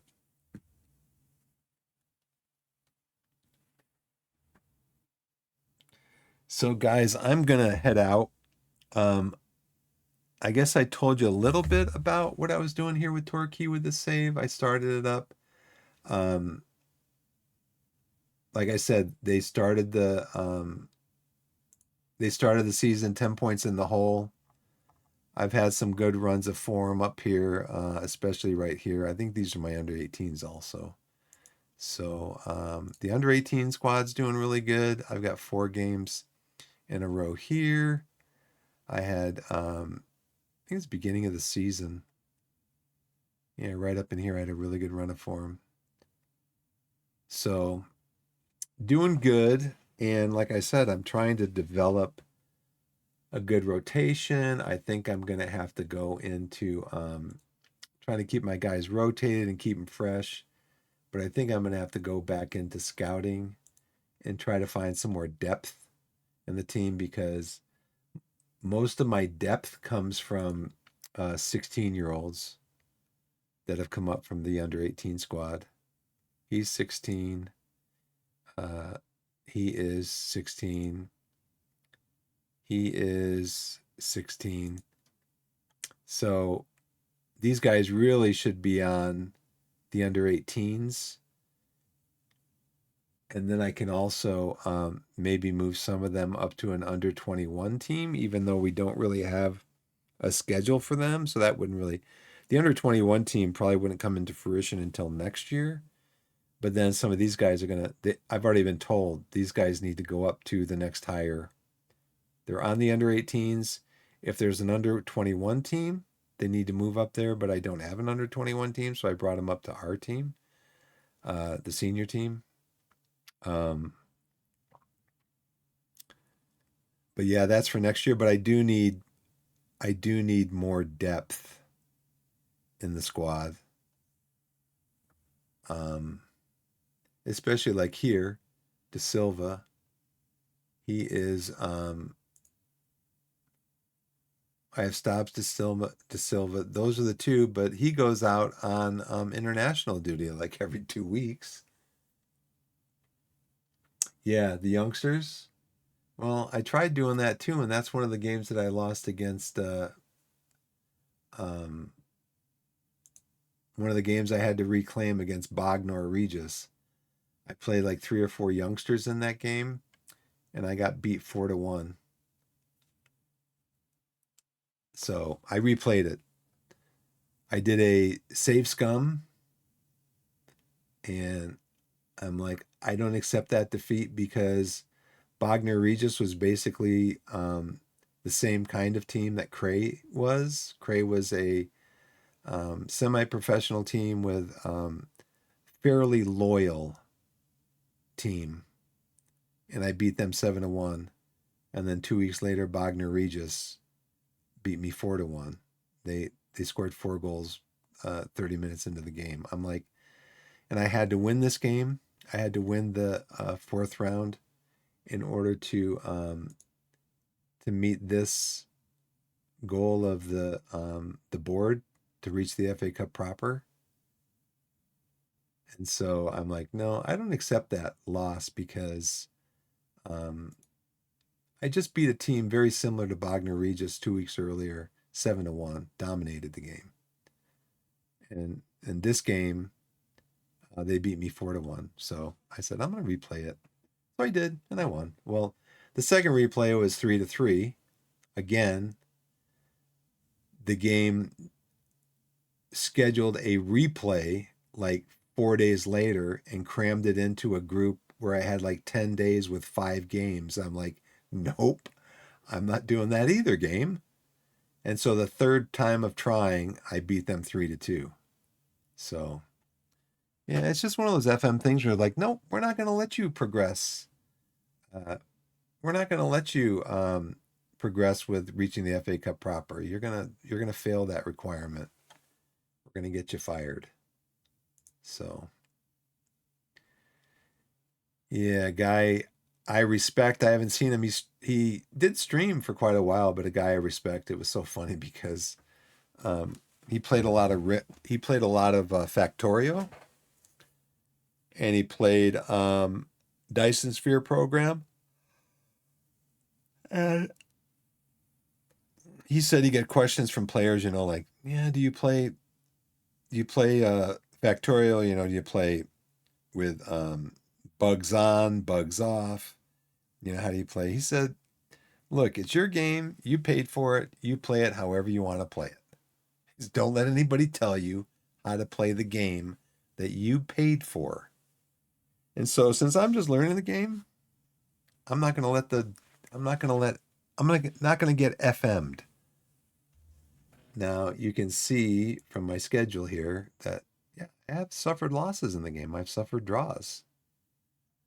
But this one was just too unusual. So this is the way I look at it.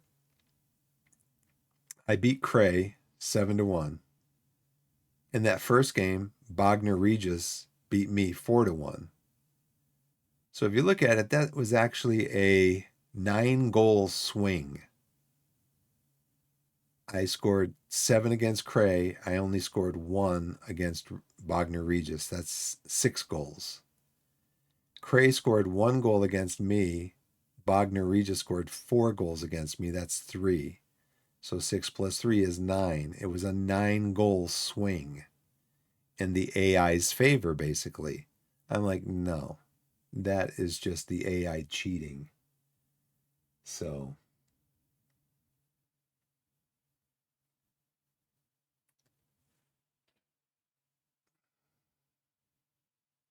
So yeah, I did that. But you can see even since then, I mean, I've had 3 losses. Since that game, I've had one, two, three, 7 wins. So I'm still losing games, especially against Yeovil. They're the number 1 team in our division. Hamden and Richmond, I'm not sure where they are. Welling is up there, so you know,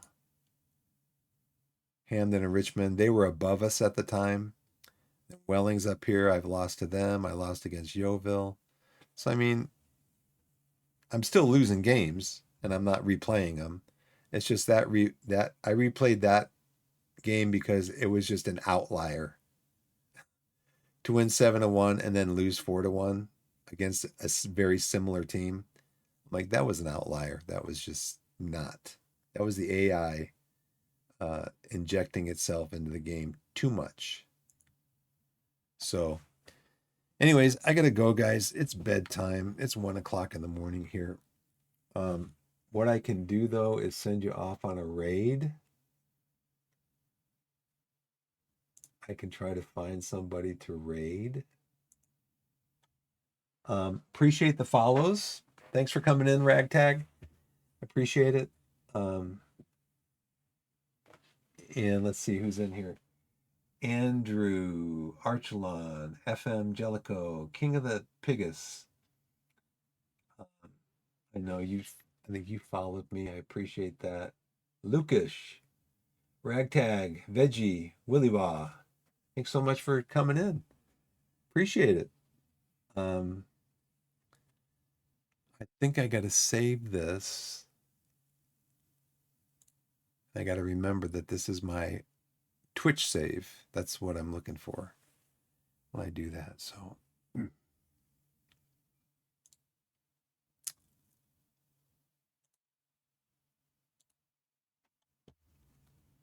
let's see.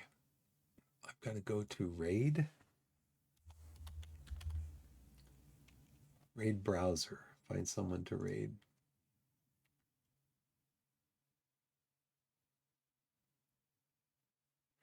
Yeah, I have this as my this game is called, let's see, where is it?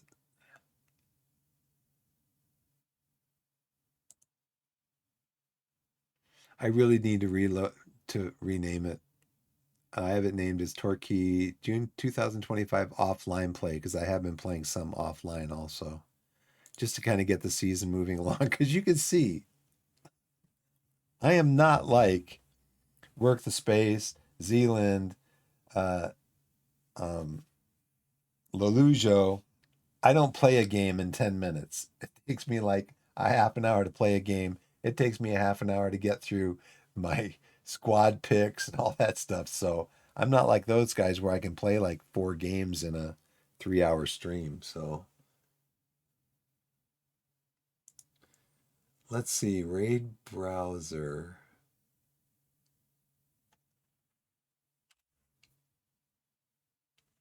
Find someone to raid. So thanks for all your input, guys. Thanks, Ragtag, for all the input and trying to stay on top of all this. I actually made a note of what you told me about um, how to do the traps, the pressing traps, because I won't remember it. I'll forget it in the morning. I'm gonna send you guys off on a raid.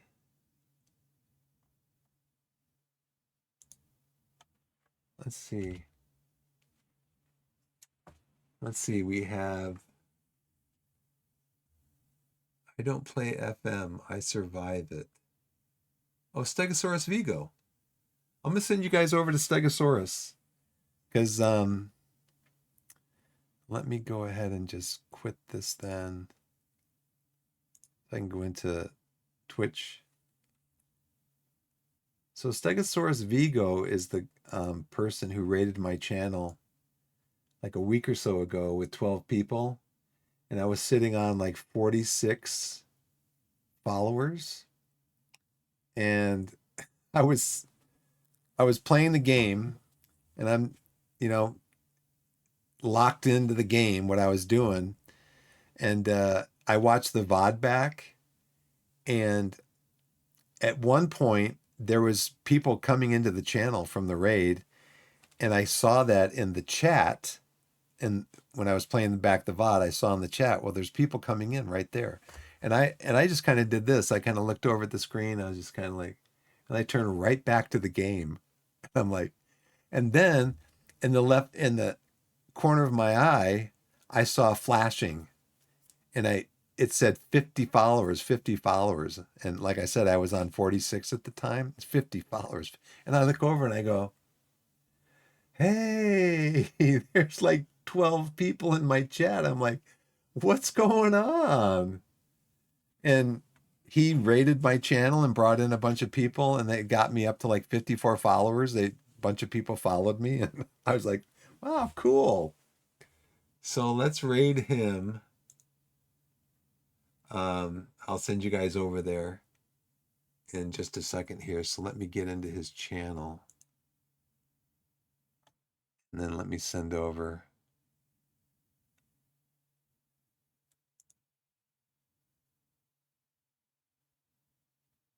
And say hi to him when you get over there.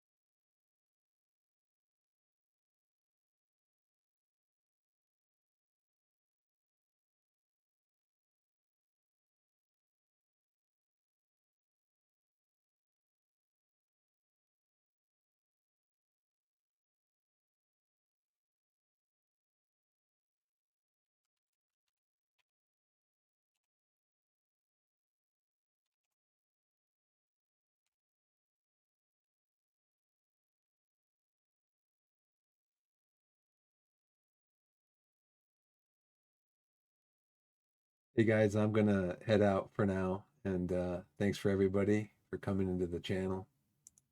Appreciate it. Yeah, I know. I've got to end the stream. I just like to come back to the chat and say, for people who didn't head over there, um, that I'm just heading out. So thanks, Ragtag.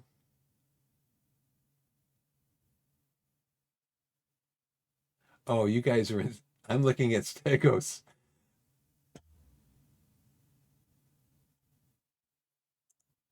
Yeah, it is. It is a weird nether state.